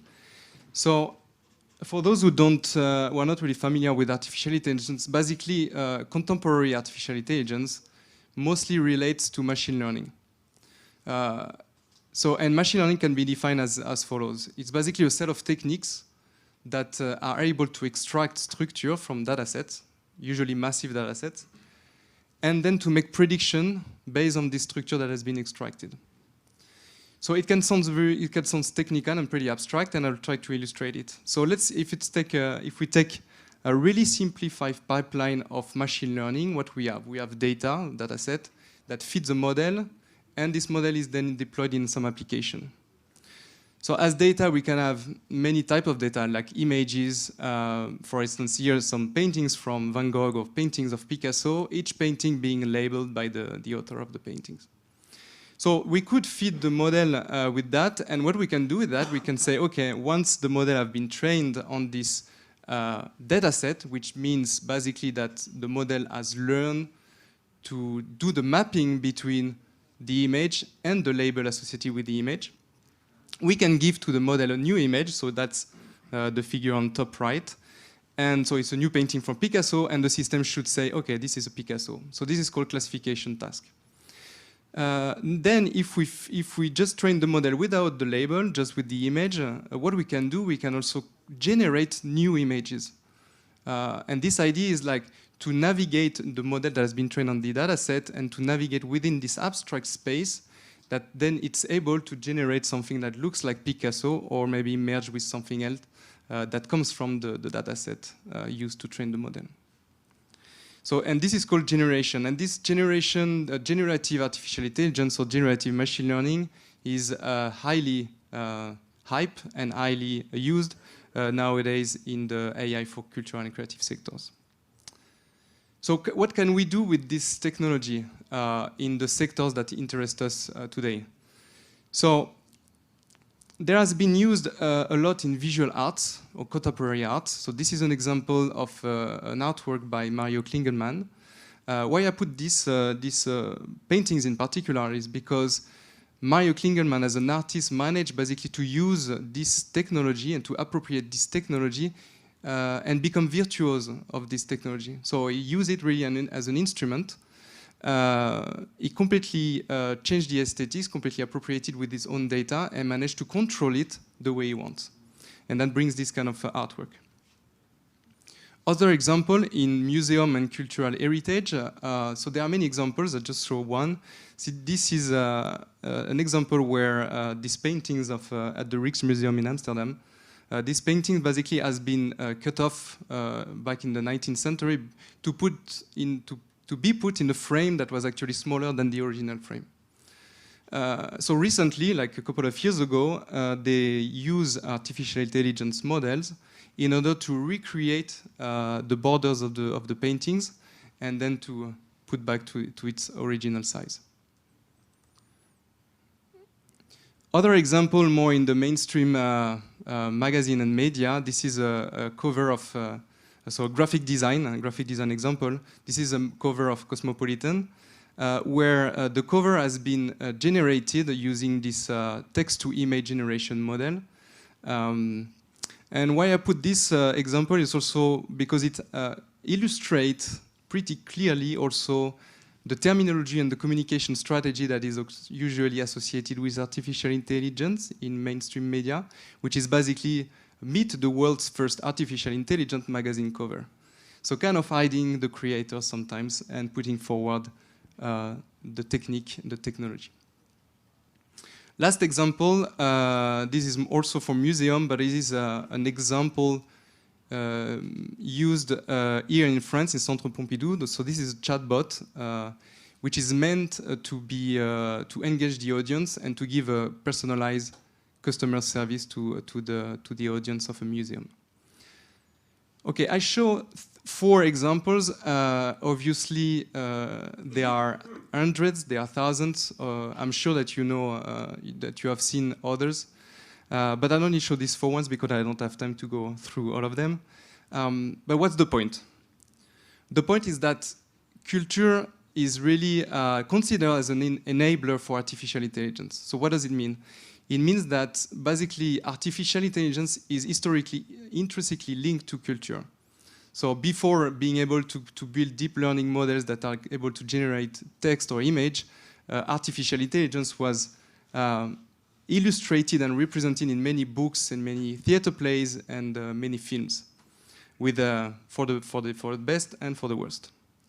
But also culture is heavily used in AI communication strategy in order to foster communication and adoption. So if you take, for instance, the case of games, you know the story of Deep Blue back in the 90s, where the chess algorithm beat a chess world champion. More recently, in 2016, the best world champion in Go has been beaten by one algorithm from DeepMind called AlphaGo.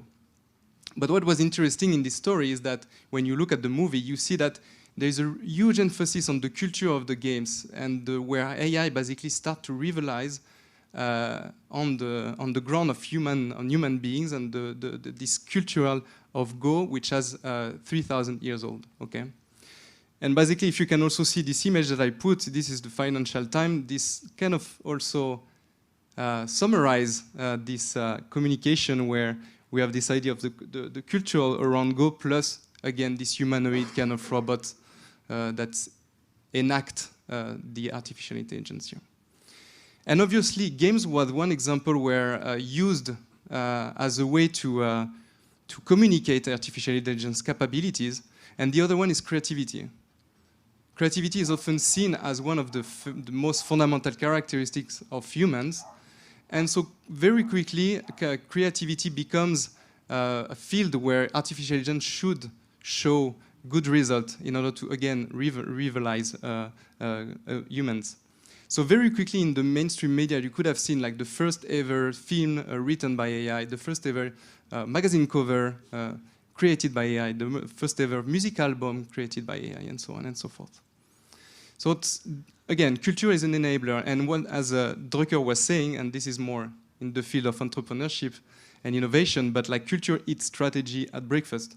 Meaning that if you cannot really bring artificial intelligence in human culture, there is no way this technology will be adopted or used by people. So, back to the reports. Now that we are pretty clear about what is artificial intelligence, at least a quick summary of it. So there has been a set of reports, recent reports, on artificial intelligence in creative and cultural sectors.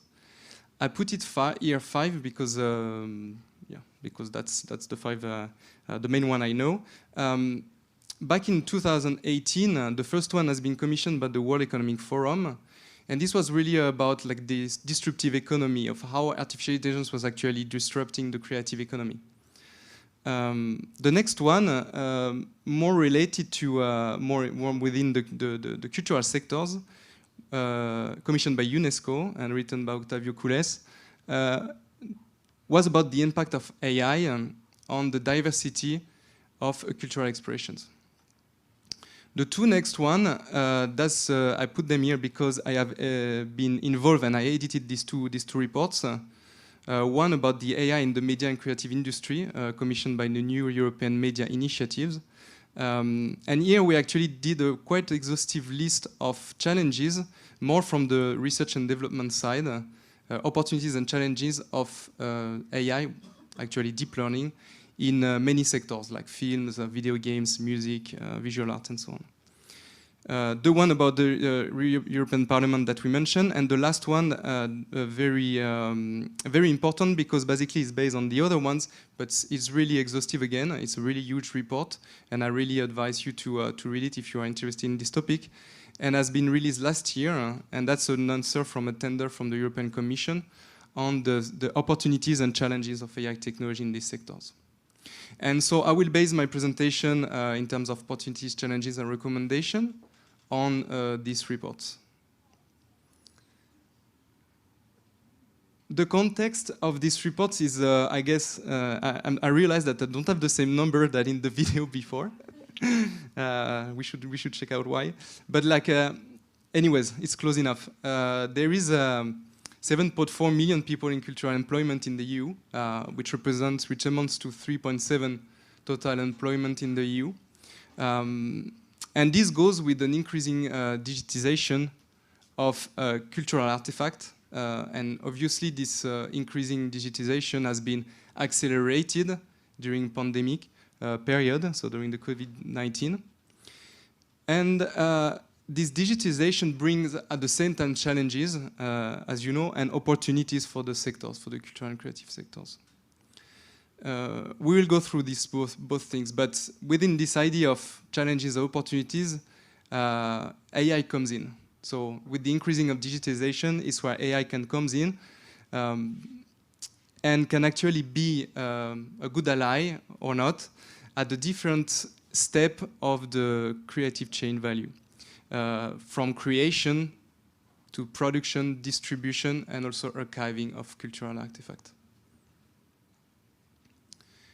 So what are the sectors that are included in this report? So when I'm talking about creative and cultural sectors, I put here 9 of them. So fashion, visual arts, cinema, music, writing, publishing media, performing arts, video games, museums and cultural heritage, or architecture. So obviously it's also quite challenging to do a presentation about these sectors because there are first a certain number of them, plus they are pretty heterogeneous in terms of practice, in terms of culture, in terms of data. So I will try to extract a set of opportunities and challenges that kind of apply to all of them with all the difficulties that this exercise imposed. So let's talk about the opportunities of artificial intelligence. There are, let's say, 4, but we can discuss if there are others, or we can discuss if some are maybe more priority than others. But usually artificial intelligence is seen as a way to reduce cost, as a first opportunity. Why? Because we can do automation, automatic translation. We can do generative content, such as like having an avatar talking in a 5-minute video. Adaptive content, automatic testing. And all this will reduce costs, reduce time. More interesting, I think it's the second one.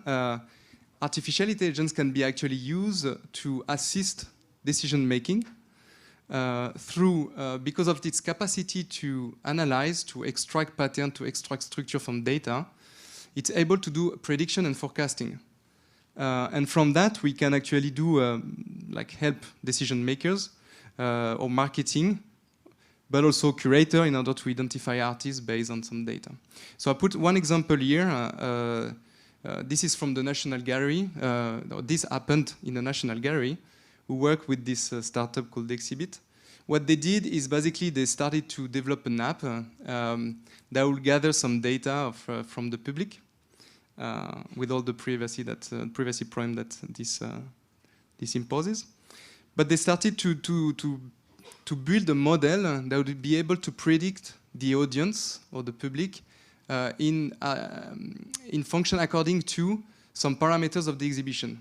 So their goal is like, let's try to have a model that is able to say, if I'm doing this exhibition, can I maximize my audience? So that's a bit the idea. A third opportunity is to use AI in order to engage new audience or to make artificial cultural artifacts discovered by this audience. These go through recommendation, personalization, or also customer services. I put also one example here. I mean, chatbots are widely used in this area. This is a chatbot from the Fields Museum in the US, where basically you could chat with the Massimo, which is this dinosaur, which is like the biggest attraction of the museum, and you could ask Massimo several set of questions, such as what he was eating back in these days, what was the weather, and so on and so forth. And this allows really to engage the audience and to also create knowledge. Lastly, as another opportunity is more in the creative side of it, in the creation side. Artificial intelligence can actually inspire also human creation. So through artificial intelligence, through this generative model, usually mainly, one can actually experiment things,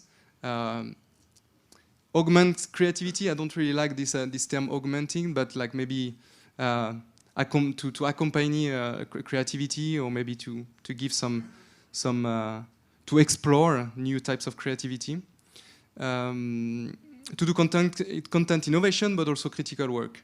And so I put one example from this media artist, AI artist called J.K. West, based in the UK.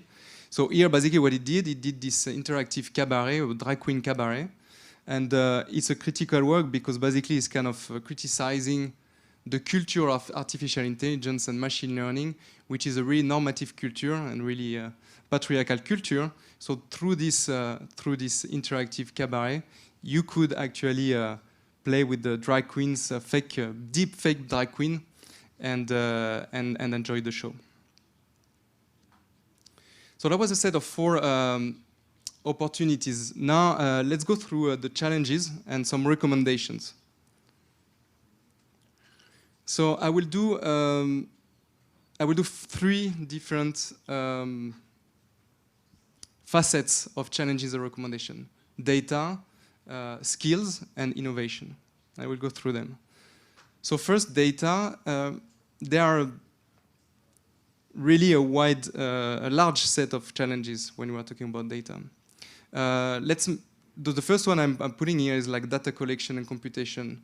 Why is that? It's because basically, in order to feed this model, this AI model, which are usually big model, you need like a lot of data.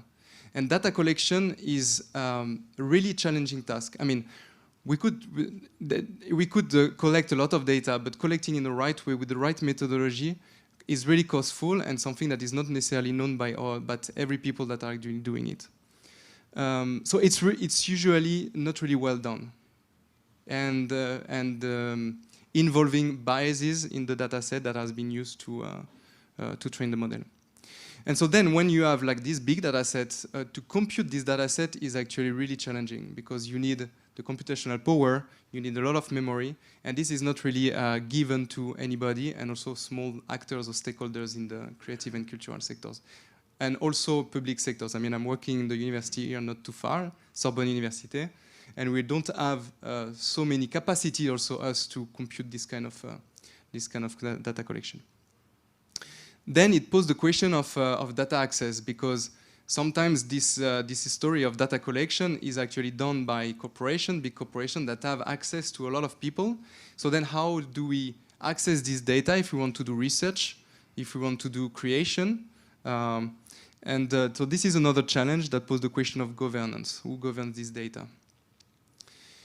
Obviously, there is the copyright. That's something quite known, and that's something really hot topic right now. I don't know if you have followed all the things about text-to-image generation. So through Midjourney, Stability AI, and other companies that built their business plan on this technology, who basically scraped the internet, all the image from the internet, from artists, that was sometimes copyrighted image, from artists without their consent. So basically their model is trained on that, and someone could generate new images that looks like an image from an artist without his consent. And so there is like a current protest right now where artists are trying to actually like being together in order to do some collective effort in order to fight against that. And I talk about it quickly, but obviously since we are facing really different sectors, we are facing heterogeneous data across this sector. So even if we can manage to regulate or to monitor some access or collection of data, can it apply to all these sectors? This is also a challenge. So some recommendation about that. First, there is the need to monitor and regulate cultural data and collection and usage based on what I've just mentioned. But also to support the infrastructure for storage and computation, which is accessible to small stakeholders, small actor or public sector. That's really something that needs to be more put forward. And then there's this interesting idea of maybe to explore this idea of set up a data agency for creative and cultural sector that will actually work on all these challenges that I mentioned, plus others, where this data agency could actually gather not only data scientists, obviously, but everybody like an interdisciplinary agency with different skills and disciplines. The second set of challenges is about skills. So I showed you some drawings at the very beginning of my presentation about artificial intelligence, so it's quite visual, but then making this technology work still rely on really technical skills. And the thing is, these technical skills in AI, machine learning, and computer science are not something really present in the cultural and creative sectors. Why? Because these skills are really expensive. I mean, based on the system that is built around the capitalist system based on artificial intelligence and machine learning, companies, big companies or like big players in AI are actually kind of gathering all the talent, basically, with a really high salary. And it's really hard to compete if you are like in the public sector or in the cultural sector to get these skills within your institution or within your company. Another challenge linked to skill is basically that artificial intelligence is actually bringing structural changes to the skills. So I showed at the very beginning also this magazine cover, Cosmopolitan, which was basically the work of a graphic designer who generates this cover with this text-to-image generation model. So I guess this graphic designer was really used to her practice. I guess was about generating images, but maybe with Photoshops or maybe with other tools. But then with this technique, she started to craft prompts. I mean, she started to work on prompts, so text-based. So the thing is that's completely changed her practice. And that's the question, is this technology will actually bring more significant structural changes for creators in the cultural sectors? So that's kind of an open question, an open challenge as well. And then the last challenge is actually these things that we don't necessarily need. I think in these sectors we don't necessarily need only technical skills or only artistic skill, design skills.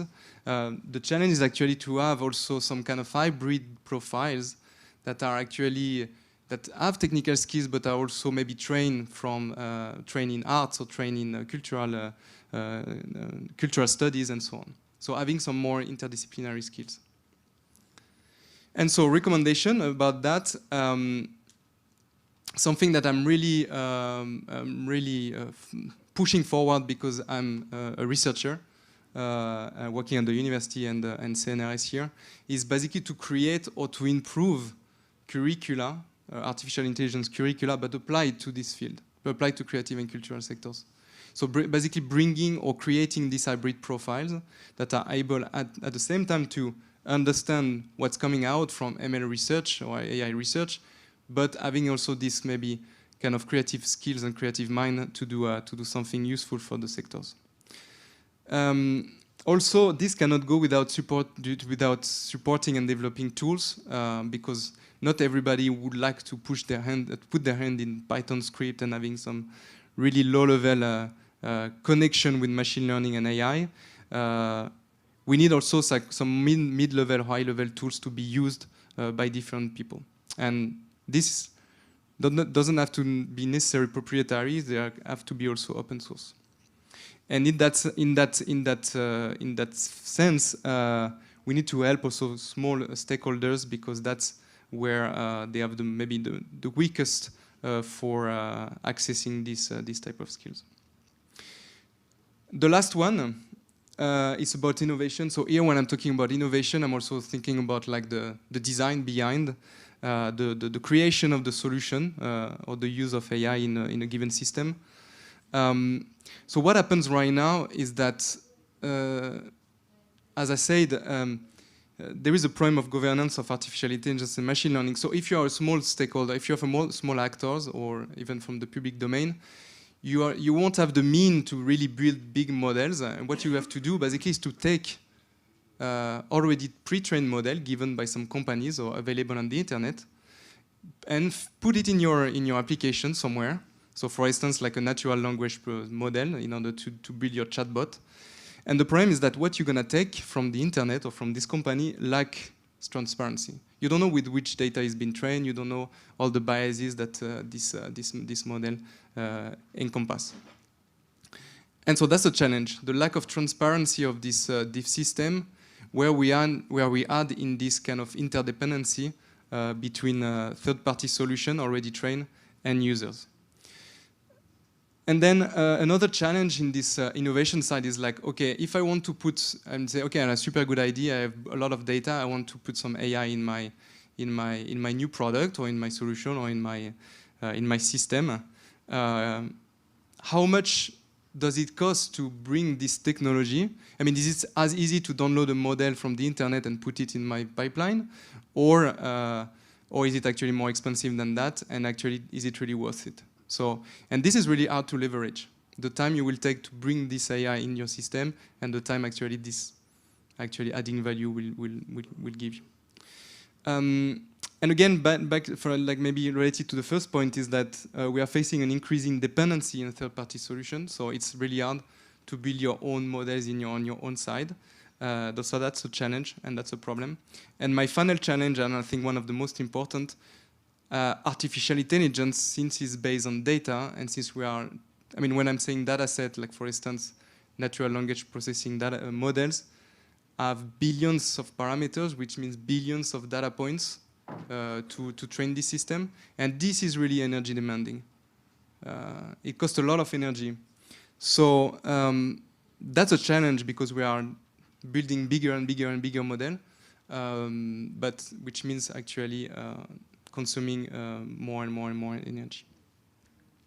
Recommendation then, and so making AI accountable. So maybe, okay, this is kind of maybe some idealistic view, but not totally, because there are actually methods to, when I was talking about data collection, there are methods, there are specifications in order to help people to understand how transparent can be, or how the model has been built. There's a lot of research, and there's a conference about that called FACT, on fairness, accountability, and transparency. And they are putting together policies and methodologies in order to bring a specification and identity card to the models. So like this, if you take the model, you know what were the objectives when this company built the model, what was the data set used to train, what are the objective criterion used to assess the performance of the model, and so on and so forth. So based on that, your AI is accountable, or actually more accountable. But it's not a widespread use. I mean, there's really few companies that are doing this, using this identity card.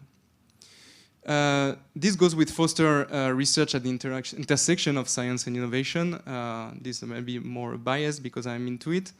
But I guess the third point is really important, and maybe more related also to what you are doing in this MESOC project, is actually foster the dialogue on this topic, and also related to AI ethics. So I was like it's not only with stakeholders, but also with the general public. So bringing this technology to the audience or to the general public, to the citizens, and having also some feedback from them, so how they would like to have this this system being designed, basically, or being used for.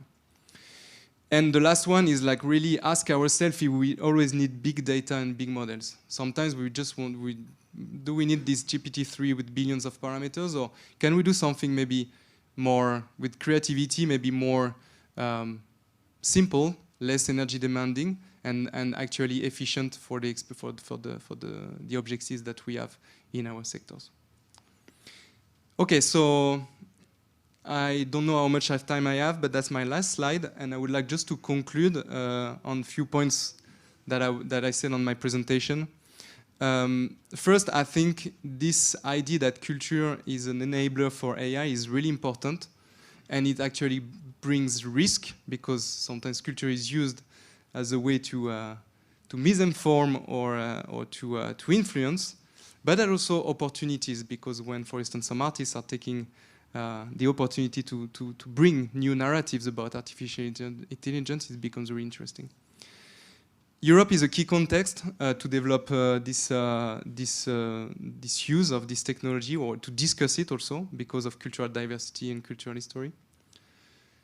I mentioned that AI creates opportunities, so reducing cost, making decision, helping to make decision, or assisting to make decision. Engaging the audience, or also inspire creation. But also AI brings challenges in terms of data, skill, innovation, and within these three facets, I talk about AI ethics and so on and so forth, that we can discuss more after if you want. An important point, I think, nowadays is really to face and to really ask ourselves this question that of sustainability. Working in AI, fueled by data and computational power. So again, if you go back, if you have the opportunity to look at the anatomy of an AI, this picture made by Kate Crawford, where we'd see the whole infrastructure, we have to ask ourselves the question of what for, and if we cannot do something sometimes more local and more simple. And again, I think it's important to say that it's an ongoing discussion. I mentioned few reports. There are other resources. We are here today maybe to discuss some aspect of it. So it's an ongoing discussion. So and it's good to be part of it. So thank you very much.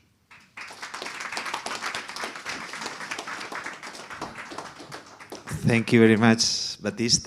Well, it's pretty clear that we are in the frontier of knowledge, in the connection between artificial intelligence and cultural and creative sectors. We use artificial intelligence to reduce cost. In the video, we use artificial intelligence to make recommendations for cultural policies in the work of Jordi. We use artificial intelligence in the platform from Rijeka to inspire knowledge and to establish new connections. And of course, we use in the Serapeum platform.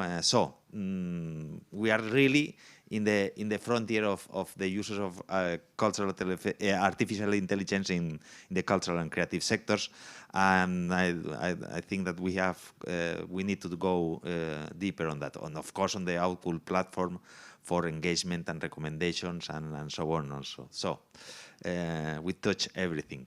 So now we have Dave O'Brien. He's a professor at the Sheffield University, professor on cultural and creative industries, but he's not here for that. No. So someone that says that culture is bad for you should be here.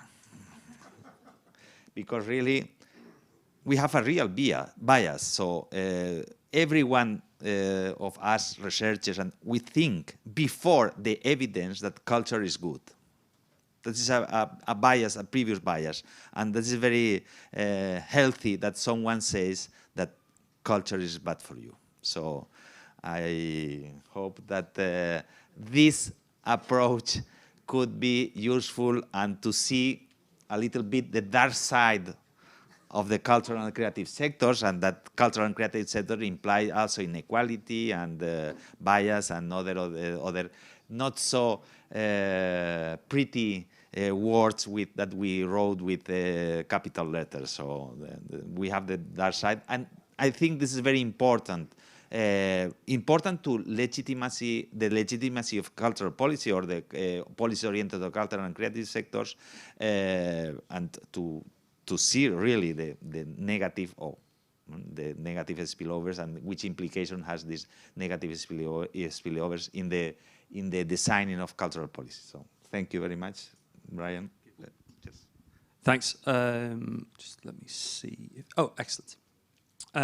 Thank you for the invite, and it was particularly fascinating listening yesterday. Hopefully, I'm going to be able to give a few responses to some of the things we discussed yesterday, linking some of the project's findings back to some of the work myself, and I should say a whole range of different colleagues have been doing. Now, I'm basically going to make 3, maybe 4 points. One is around the relationship between cultural policy and social policy.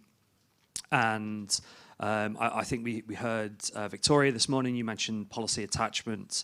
I think, Luis, you had a question that used the intrinsic-extrinsic framework. I'm going to slightly question that based on some field work a few of us have been doing. I'm going to think about the relationship that, I'll be honest, I sort of hope you all know, between culture in terms of consumption and in terms of production and broad social inequalities. I'll be very worried if the people in this room aren't familiar with what I'm going to say, because this stuff is fairly sort of standard. And then I'm going to think about what happened as a result of the pandemic to cultural consumption, and conclude with this problem. I asked this question yesterday about kind of power and politics, and reflect on the limits of evidence-based policy making, of academic influence on policymakers, with a little bit of a case study that I've been thinking about. Fair warning, in a Brexit context, basically everything I'm going to say is from Britain. Actually, most of it's from England. So, no changes there from the British coming over to share data and information with European colleagues and being like, yeah, here we go, pay attention to Britain. But in my defense, the data we've got is really good. And actually, many of the problems around data quality that we discussed yesterday, we're very lucky, particularly in the English context, to have quite a lot of very good, very detailed data that answers some of the questions that we were discussing yesterday. I'm drawing on a range of different things. Some are sort of policy-orientated reports using Office for National Statistics data drawn from the British Labour Force survey. Some, I just wanted to flag this work. I wrote a tiny little thing for the JRC in 2020 around the relationship between inequality and culture in the context of a big discussion of inequality in Europe. That report, because of basically the pandemic context, it didn't really go anywhere. I think the JRC published it, but nobody really read it. But not so much the stuff I'd written, but actually the other chapters in it are really worth thinking about, and particularly some work by people like Esteban Morrow, who was talking about the kind of spatial distribution of inequalities. There's some good stuff on thinking about kind of social policy. But the bulk of what I'm going to talk about, and this is a shameless advert for work, is from this book called Culture's Bad for You, which is coming out in Spanish this month, I think. So if you'd like to read a lot of British data, but in Spanish, you can read La cultura es mala para ti. I think I pronounced that correctly. And yeah, that's due out this month. So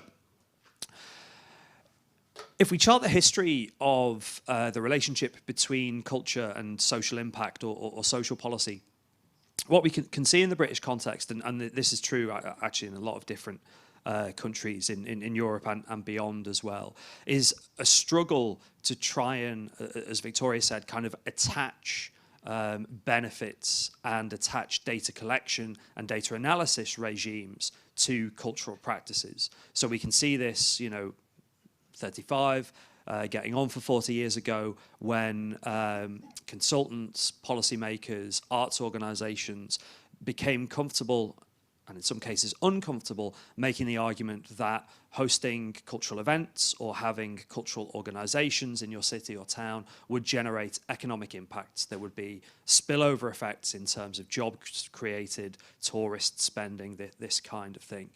As we move on, as we get to the 1990s, we see the rise of explicitly social impact narratives. So arguments which were initially just arguments but have been quite well researched since, thinking about the relationship between cultural participation and pro-social outcomes. And again, I mean, we heard them this morning with the cross-European project looking at life satisfaction. We heard them yesterday in terms of the relationship between things like culture and well-being. There was the fascinating stuff on the use of cinemas in hospitals. You know, these are classic social impacts. And the current policy context, you know, we can see this now, whereby really the case for sort of social impacts in a variety of health, economic, social cohesion, educational settings continues to be made in a variety of different policy interventions. So, I mean, I've just flagged a few up there because they're recent. You know, we've got attempts to say that, you know, culture has pro-health outcomes, attempts to say that culture has outcomes that will change people's lives, particularly in local and kind of geographically bounded settings. And currently the sort of state of the art in the UK is grappling with how to fit these benefits into a data collection and data analysis regime that will be convincing to the Ministry of Finance, to the Treasury in the UK, mostly drawing on the kinds of willingness to pay, sort of cost-benefit analysis frameworks that draw on either, you know, willingness to pay or particular forms of synthetic pricing frameworks. And this, I think, is the kind of standard story we tell, really, of a kind of a battle, you know, an unhappy relationship between narratives of impact, but then the kind of the real activity of cultural practitioners who, you know, are using these narratives, you know, quite sort of cynically, or, you know, as we might say, kind of instrumentally. You know, we had colleagues yesterday saying, you know, ignore the Minister of Culture, go straight to the Minister of Finance and say, you know, if you build a Guggenheim, it'll have a massive economic benefit, and then later down the line, it will have, you know, kind of cultural benefits for your town or city. And I find this quite curious because this isn't really what arts practitioners say. So when you go and interview arts practitioners, as myself and my colleagues did, you find that really the idea of a sort of instrumental use of culture, that is quite outdated now. And in our field work for Culture is Bad for You, we did just over 200 interviews. This narrative that this is, we've changed the name of this person, but this narrative was the kind of thing that was coming out to us, you know, that people believe in what they're doing, and, you know, I've highlighted this in bold, people believe that culture changes society. Now, the way culture changes society, there are different varieties, and we can see the sort of different distributions of this belief. So people who work in, you know, say, educational departments in museums might foreground the idea of the importance of educational engagements. People who you know, are maybe involved in health projects might kind of foreground the health impacts. But I think this is really important, that the kind of divisions between intrinsic, instrumental, the idea of the sort of use of culture for something else, I think is something we need to get beyond, really, because there are two things going on here. One is, I think, it leads us to make quite bad decisions about data collection and the production of data for policy-making purposes. And secondly, it means that we ignore the sort of reality of what's going on in the sector.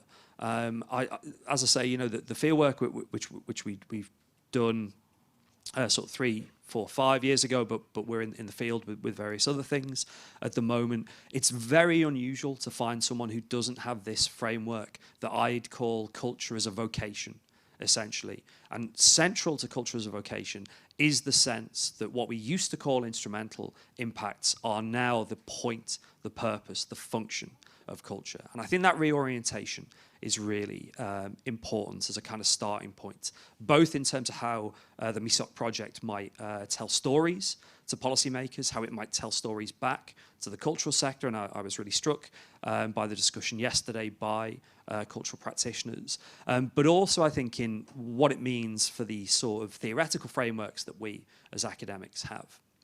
That's like the only bit of good news that I'm going to be sharing with you. The rest of it is all kind of inequality stuff. So whilst I think we've seen a transformation of the ideology of culture as a vocation, we're still stuck with the reality of inequalities in the sector. And I'm going to flag a couple of things here. This is from one of our policy reports. You don't need to pay attention to it too closely. We looked at the kind of socioeconomic origins of people working in the cultural sector and tried to rank them up against other similar occupations. And what we find is that in our kind of like top 25, most elite, most privileged, most sort of dominated by the professional middle class origins, you know, those from privileged, posh origins, we can find that people like artists, arts managers, people who are architects, people who are working, you know, in journalism, who are newspaper editors, authors, writers, are basically by class origin some of the poshest people. You know, there's a real kind of dominance of those from elite backgrounds in our cultural and creative sectors in the UK.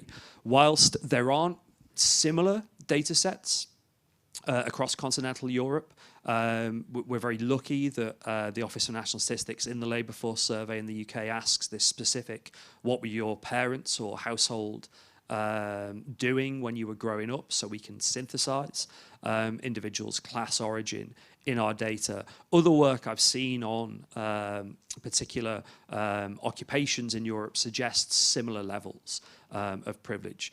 So we have a twofold problem here. One is, I think, to do with, on a basic level, you know, why are these sectors that proclaim that they're about meritocracy, about talent, that they're open to anyone who is, you know, kind of hardworking and has a great idea, why are they so socially closed on the one hand? But the second thing is, well, what does this mean for the kind of culture that gets produced? Now, I'm very cautious about just using social class as the only framework. I mean, yesterday there was some discussion about intersectional analysis in one of our reports. We tried to do this. Again, you know, this is probably quite small on the screen. You don't need to worry too much about it. But when we think about the intersections between class and gender, the intersections between class and race, the relationship between particular educational qualifications and social class, we can see that, broadly speaking, white middle-class origin men who are well-educated, who live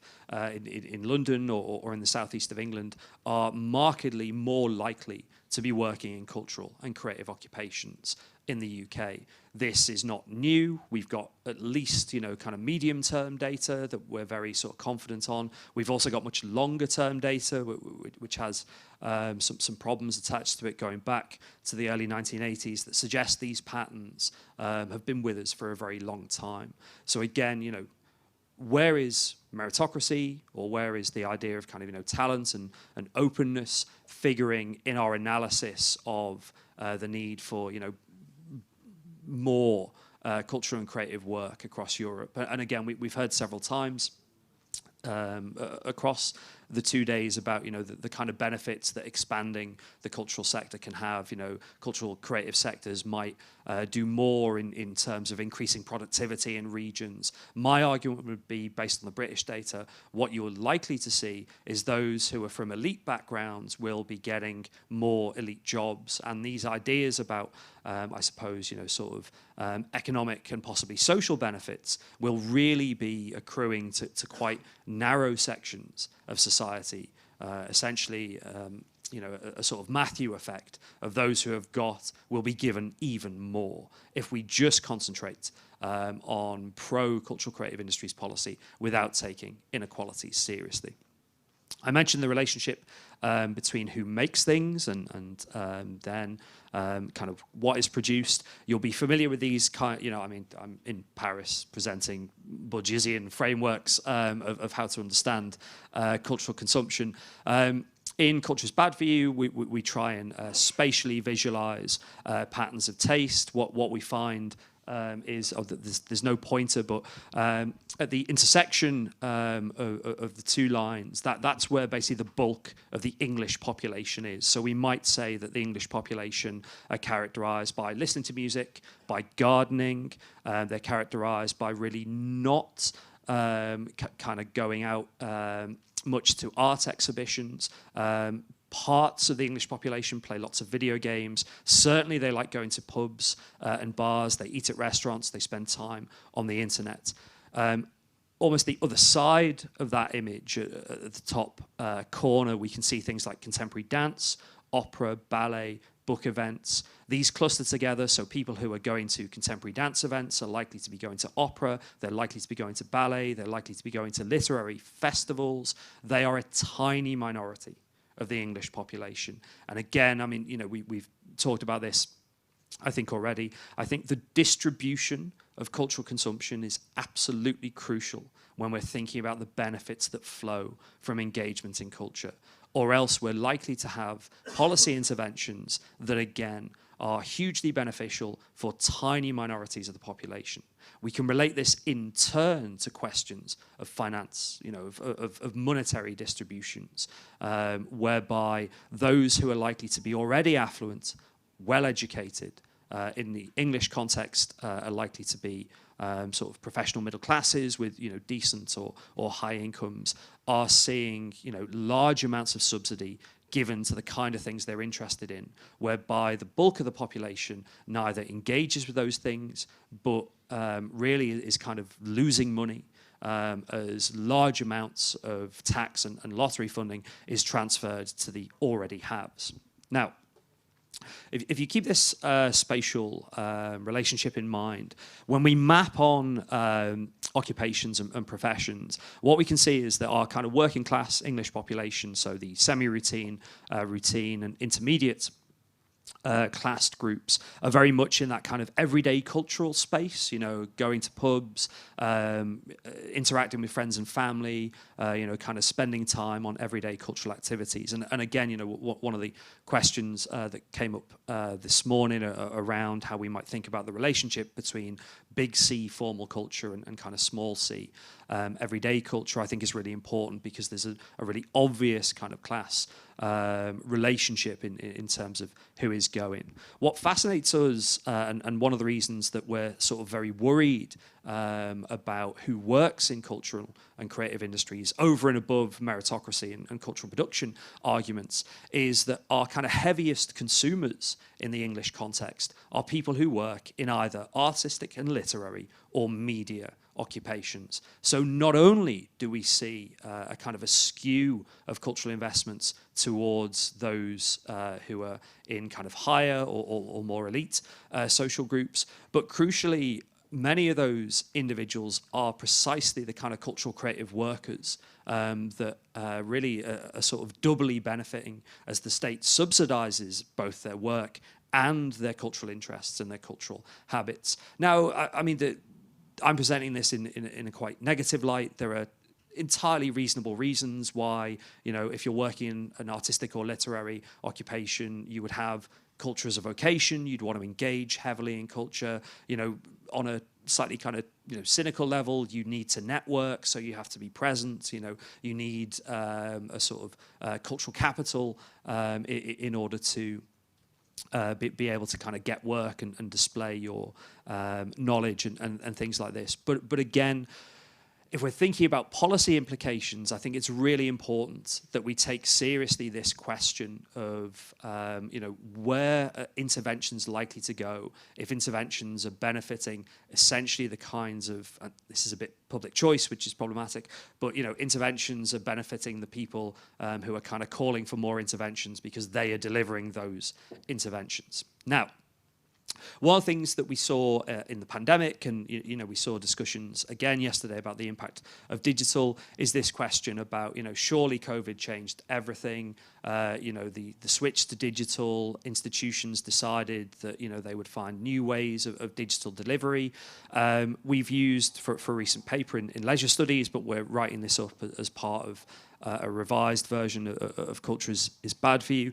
We've used two survey data sets, one that was done by the British government in the middle of 2020, the other of which was run by the Audience Agency over several waves over 2020 and into 2021. The thing, again, this is quite small, but the thing to pay attention to is the big grey bars. Basically, the bulk of the English population is in the big grey bars. So people who weren't engaging with culture before the pandemic, so people who weren't going to the theatre very often, certainly weren't going to the opera, had not been to dance events, would not go to a literary festival, which is the bulk of the English population. When everything went digital, they carried on not doing these things. It turns out that even if you lock the entire population in their homes for 23 hours a day, they still will not watch the National Theatre streaming on YouTube. They just won't do it. And again, the important thing here is this question of what does this mean if we're asking about how do we encourage participation, how do we make cultural events, cultural activities relevant? It turns out just streaming the things that we, as a cultural sector, are comfortable with streaming already will not make a difference to people. We need radical rethinking of programming, curation decisions, production decisions. Really, if we take a sort of a hard version of what I'm saying, we need a real rethink of cultural hierarchies themselves, both in terms of what is classified and what counts as high quality and good culture. And, we see this a bit in discussions over what is a good participatory or a good community art experience, but also in the relationship between funding and cultural policy itself. Now, I'm just going to make a sort of broader policy point. The depressing thing about this data is that there were two sort of outlier groups really in these two data sets. One was disabled people, the other was a particular slice of younger users. Younger cultural users who were kind of very interested in culture did benefit from things going digital. And organizations were kind of meeting them on their own territory, with their own cultural practices. The way organizations tended to narrate this was, this is a revolution, it's transformative, we found a new audience. And our argument in the paper, but also more generally, is you've actually found the audience that you would have found anyway. Because these were the younger people who were precisely more likely to be going anyway, to be engaging anyway. The story with disabled people is uniquely depressing, I think, and I talked about this with some colleagues this morning. Disabled individuals who would have been going to theatres, going to galleries, going and engaging in formal cultural activities, but were unable to, for access reasons, before the pandemic, were finally, possibly for the first time, catered to really well by cultural institutions. Cultural institutions who'd long said, we can't possibly do online events, we can't possibly broadcast things, there are technical problems about giving you access to our archives or whatever, radically transformed these practices and their objections and met disabled users who were pre-pandemic interested in culture already. So, for example, disabled users who had higher education degrees in arts and humanities. These are the kinds of people we're thinking about. And this should have been a great success story. The story in England, unfortunately, was the lessons were immediately ignored when lockdown finished. And essentially, organisations were like, well, whatever, we'd actually just like full houses for our theatres. We'd just like things to reopen. And, you know, all of the kind of things we said were sort of transformative and we were committed to, basically we're just going to stop. And it's been incredibly sort of depressing watching the lack of learning from the switch to digital and the possible kind of good news story that came from lockdown being ignored. And the reason I raise this is to make a broader sort of policy point, and this is where I'm going to wrap up. So in England, the Arts Council in England have got this new strategy called Let's Create. It reflects, I mean, it reflects lots of different things, but I'd say there are two things I'd like to pick out. On the one hand, it's closer to the idea of cultural democracy. Its framework is saying everybody is involved in, is producing, is making culture all the time. And we, as a funder, as the kind of, you know, state institution that is supposed to support the cultural sector, we would like to support that idea of everybody being involved in kind of cultural production almost on a daily basis.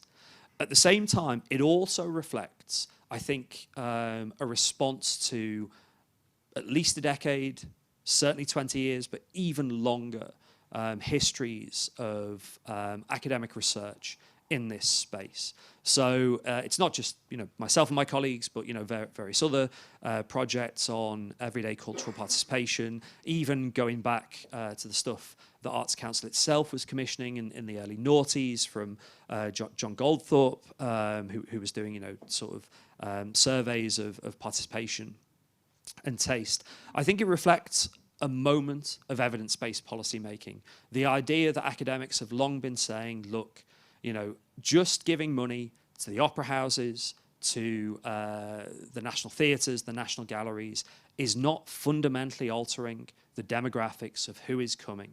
You know, and if your central purpose is a transformation of audiences, is, you know, the idea of kind of legitimacy based on mass consumption away from just the elite social groups that I've been talking about, then it's no longer effective to say we'll just carry on giving money to the people we've already given money to. If I stop there, there's a story of evidence-based policy making triumphing in the context of a broader, quite complicated ideological change, both in terms of the things I've been saying about earlier, about culture as a vocation and shifts in what cultural practitioners themselves think is going on, but also, I think, in terms of the possible positive relationship between academics and policymakers. About 6 months ago now, but sort of the process was in the works for a bit longer. The Arts Council in England announced its National Portfolio Organisation funding round, where it took the decision to radically remove funding from English National Opera. English National Opera, as you may know, very sort of world famous, prestigious opera company. It had long had quite complicated financial issues, is maybe the way I'll describe it. But, the state should fund opera. What I'm about to say is not, kind of my anti-opera bias in any way. But as a case study, it's been fascinating the way that elite groups mobilized against this decision to defund this institution. The decision to defund the institution is complex. There is a complex relationship between the Arts Council, the arm's length principle of decision-making in the English context, the former Secretary of State, who had various radical ideas about the function and purpose of culture in England. But that moment of saying, we'd like to take large amounts of money away from a London-based elite institution and give it to small organisations around the regions that are doing everyday cultural activity was resisted, I'd say, with incredible force by the sorts of elite groups that were having effectively their tastes defunded. And the case study we've seen is one where Arts Council in England have effectively rowed back on the policy, have found, I think it's £12 million, it might be 18. I can't remember if they gave them 18 up front and then 12, or 12 up front and then 18, but millions of pounds just for next year to keep English National Opera going. I have no, sort of strong feelings on, whether this is a sort of good or bad thing, but I bring it up as the idea of even where we have evidence-based policy interventions and policy frameworks are created that will have transformative and potentially radically pro-social impacts going with the grain of where the cultural sector is and reflecting where the evidence base is, power and politics come into play, meaning that, we need to do more, I think, than just say, we've given you these facts, can you act on them? And think much more, I think, sort of deeply about the sort of policy context and really the sorts of power relationships that are likely to provide the backdrop for where we'd like our academic work to go and to land. And I think that's going to be crucial for the MESOC project, both in terms of its relationship with national stakeholders, but also in the context of EU policy more generally. And yeah, I'll finish there. And the two things, the two questions I'd like to sort of throw open is, are we just going to see the kinds of benefits that we've heard, today and yesterday going to people who are already benefiting? And what are ways of sort of resisting that and kind of transforming that? And then, what do we do? And I call this the British problem, when policy just does not care about facts and data. And is subject both to the whims of particular policymakers, but also to the exercise of power in defence of particular elite tastes and elite institutions. Thank you.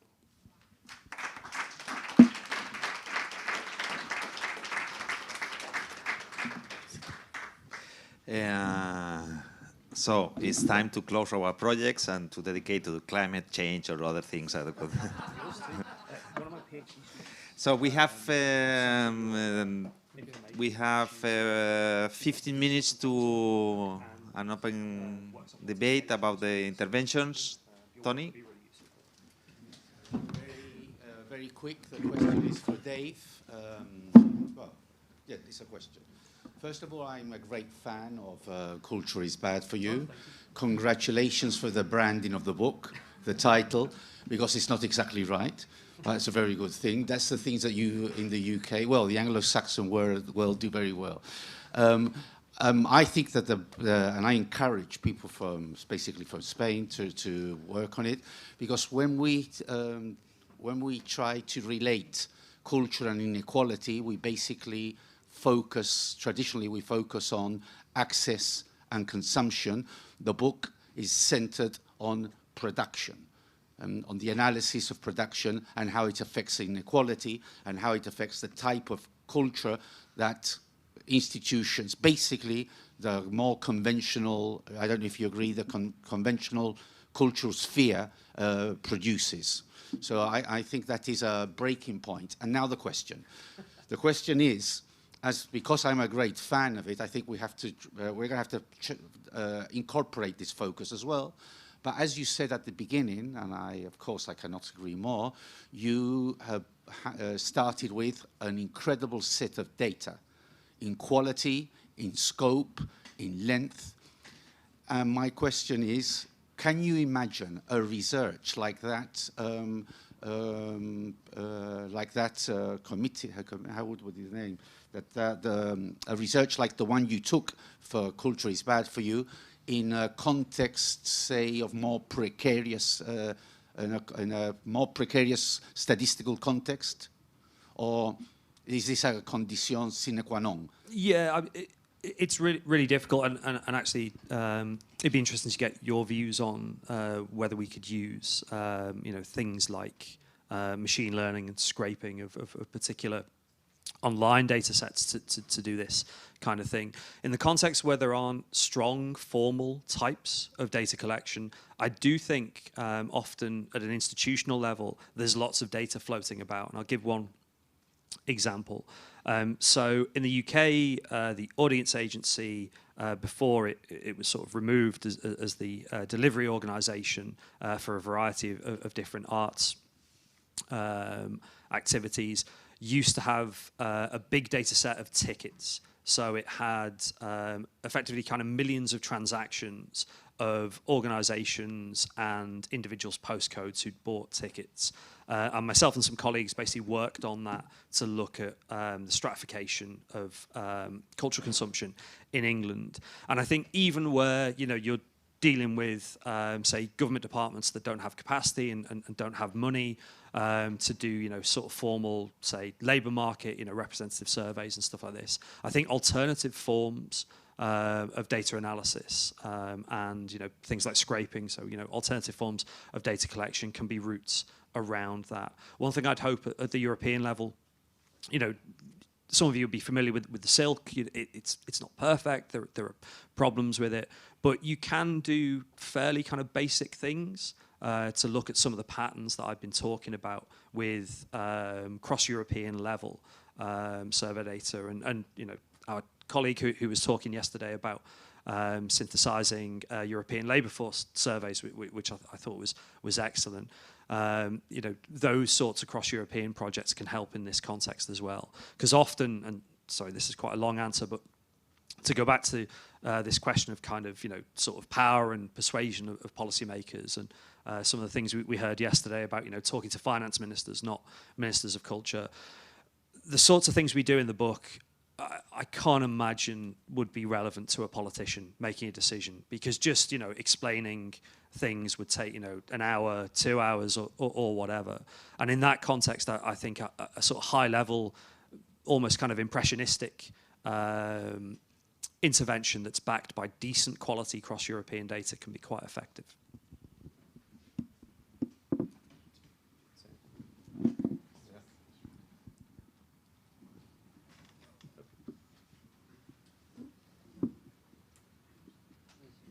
Gracia, but she has not micro. So. Okay. So, my question is to Baptiste in relation to we see and we are suffering of the high salaries of engineering when we try to get them to work with us, with the cultural sector, and this is a problem because. And we can afford. So this is, in a way, another kind of inequality.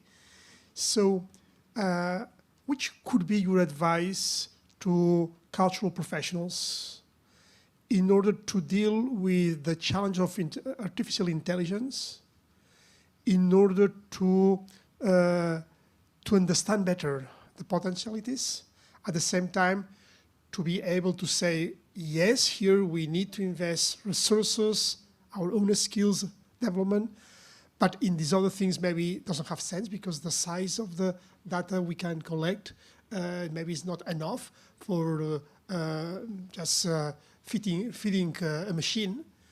We had this problem, for instance, in our own project. It was easier to feed with academic papers, but it was very difficult to feed with professional white papers, reports, because there are not enough. And they are not following a standard internal structure. So in a way, what are your recommendations to this? So that is a question. Today I have another one, but I think I don't want now to monopolize, so I will do it later at lunchtime.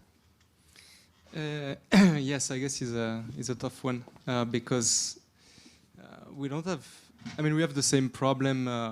So as I mentioned, I'm working at Sorbonne University here. So. In the public research, we face also the problem of having or attracting people doing machine learning research or artificial intelligence research in the academia, because sometimes the possibilities of careers in the industry is much more interesting. But I guess part of an answer I would say that there is. And there must be more, maybe a partnership between, for instance, research and cultural institutions, research between departments. I mean, if you come from a department of arts, for instance, or if you're part of a cultural institution that has data, going to see and going to talk with a researcher in the public academia working on artificial intelligence and machine learning will at least give you a lot of information about, I mean, first the need of this technology, and also at what point you are in being able to embed some of this technology in your project. So I guess to nurture a bit this relationship between the academic world and the small stakeholders in the creative cultural sector, that's something maybe that can be pushed forward. I know that in Europe, in the H2020 and the next round, they are doing this, but I guess that's something that can be increased. Facing I mean, being more counterpower to what we can see in big corporations. Yeah. Gracias. That's my question goes to Dave. It's a very interesting, also because it gives so at least to me, it's a surprising picture, I have to say, because we can imagine something like, okay, culture will save us anyway, which is not granted. But and that's the let's say the source of the question. I don't think you did any comparative analysis with other sectors, because more or less this is true wherever. Any comparative analysis that gives us any specificity of those figures with respect to other sectors? What would you like? Positive and negative. I mean, several things come to mind. One of my colleagues is Sam Friedman at the LSE in London, and Daniel Lorison, who's over in the States at Swarthmore, and their book, The Class Ceiling, is a comparison of 4 different professions. So acting, television commissioning, architecture and engineering. Maybe I can't quite remember what the other 2 are, but we worked on this case study of actors as they were just getting going. And yeah, that work is really useful, actually. I mean, I'll try and keep this short, but if you compare professions, in the kind of European sociological literature, there is this idea of a sort of split in the professions between the kind of cultural social professions and then the sort of, kind of financial, more sort of economic professions. And I think that there are issues with that split, but certainly in Sam and Daniel's comparison, you can see the way that the arts and cultural sector, their inequalities are, one, sort of, they're worse than they should be for sort of boring technical reasons. They're not classified in the class structure as being at the very top of the class structure, but their inequalities look as if their comparison is with like doctors, barristers, judges, this kind of thing. So the arts are doing worse in terms of comparisons. And Mark, Orion and I, our big idea at the moment is like downward social mobility. And effectively the arts have the worst rate of people who are very posh moving down into them, which impacts on like, low wages because the rich can subsidize themselves and all of this kind of stuff. That's like our next book. But the other thing is the idea of meritocracy here. So if you want to be an accountant, you basically have to get accountancy exams to prove that you're competent. There are loads of problems with this, and the idea of, sort of credentialized ways of entering occupations being fair is just like, not true, and there are lots of different kind of social problems attached to that and educational inequalities. But the arts, there are no credentials. It's, networks and ideas about talent. And when you drill down to it, often talent is code for, is this person like me? And so you see the social reproduction of class, race, gender, disability inequalities under the idea of this person is very talented. This person is very talented because they're like me. And so, Copman's work, hiring as cultural matching, that's really crucial to our analysis. So like that's one example There are loads of other domains. Because the data sets we use are almost all comparative, because they're like, we extract the cultural occupations from the bigger thing. So we've got stuff on like values and attitudes, and again, cultural workers have really distinctive values and attitudes. They're a bit like teachers, but they're definitely not like the rest of the population in terms of where they should be in the class structure and comparisons to other sort of lower professions and stuff like this. So yeah, we've got lots of comparative stuff, and the outlier nature of the cultural sector is something we're very interested in because it's bad. Basically, it's a problem. Sandra? Thank you, Baptiste, for your talk. I wish you had give us this talk on the first meeting of this project, not on the last one. It could have saved me a lot of headache during the work. I'm in artificial intelligence part of the project. So thank you for demystifying thing, to bring it back to the really essential things, the data, and trying to fit the best solution for the problem at hand. Because sometimes using deep learning is like using a big machine for grandmother's backyard. So thank you for bringing this at the table. And I would like also to reflect on the remark that Louis said, well, technical staff doesn't want to work with us. Maybe you should change how you work, because we do have a really nice cooperation with the Academy of Applied Arts, and we are trying to incorporate the creative part of the academy study of applied arts, and we will provide the artificial intelligence part and the multimedia development part, and maybe also some other things. Also looking toward the growing gaming industry in Croatia. So this is maybe the way to go, how to join forces, because we don't know how to produce good design or good digital art, and they don't know the technology. So this is what we are trying to pursue in the future. So maybe this idea is a little bit ahead or behind of time, we don't know, but we believe that can bring the difference in the local economy. Thank you for the talk. Something, last question, a last question.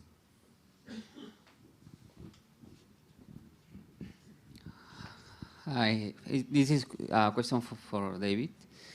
For Dave, thank you for highlighting the main problem on cultural industries and all the cultural sector. But could you explain why the cultural policies are social policies?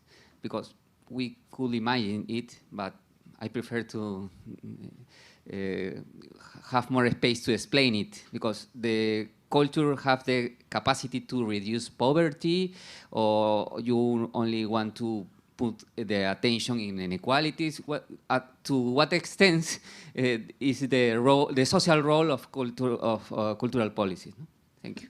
Yeah, sure. I mean, I should have said, when we were doing the fieldwork and talking to cultural producers, we were sort of explicitly taking their sort of narratives about their work at face value. So when we were interviewing people and they'd say, you know, I mean, one example that comes to mind, you know, I work in publishing and we've done this, you know, tremendous sort of transformation of sort of queer literature in the north of England. And we think that's, you know, sort of transformed, you know, various kind of social issues around things like gay rights. As interviewers, we weren't like, no, it hasn't.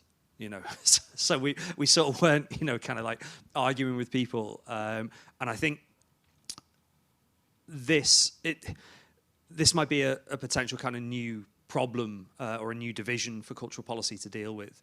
That previously, like if we look 20 years ago and you'd interview curators, they'd be very unhappy with, you know, the economic impact arguments. They'd be like, that's not what a gallery is for. I'm a trained art historian, this kind of stuff. And now the sort of social impact stuff is very comfortable, and it's the sort of idea that cultural producers say that is their identity and what they do. But the division now is that how do they deliver on this? And it's a kind of a new gulf or a new division between the rhetoric and the reality. Previously the rhetoric and the reality was, I'm an art historian, but I have to lie about economic impact. Now it's the purpose of art is social transformation. We're not sure how it works. So that would be the kind of cultural policy situation we're in now, if that makes sense. Well, thank you very much. We close here. We can follow the conversation at lunch, and we have to come back at 2:30. So thank you very much. And thank you very much, Dave and Baptiste.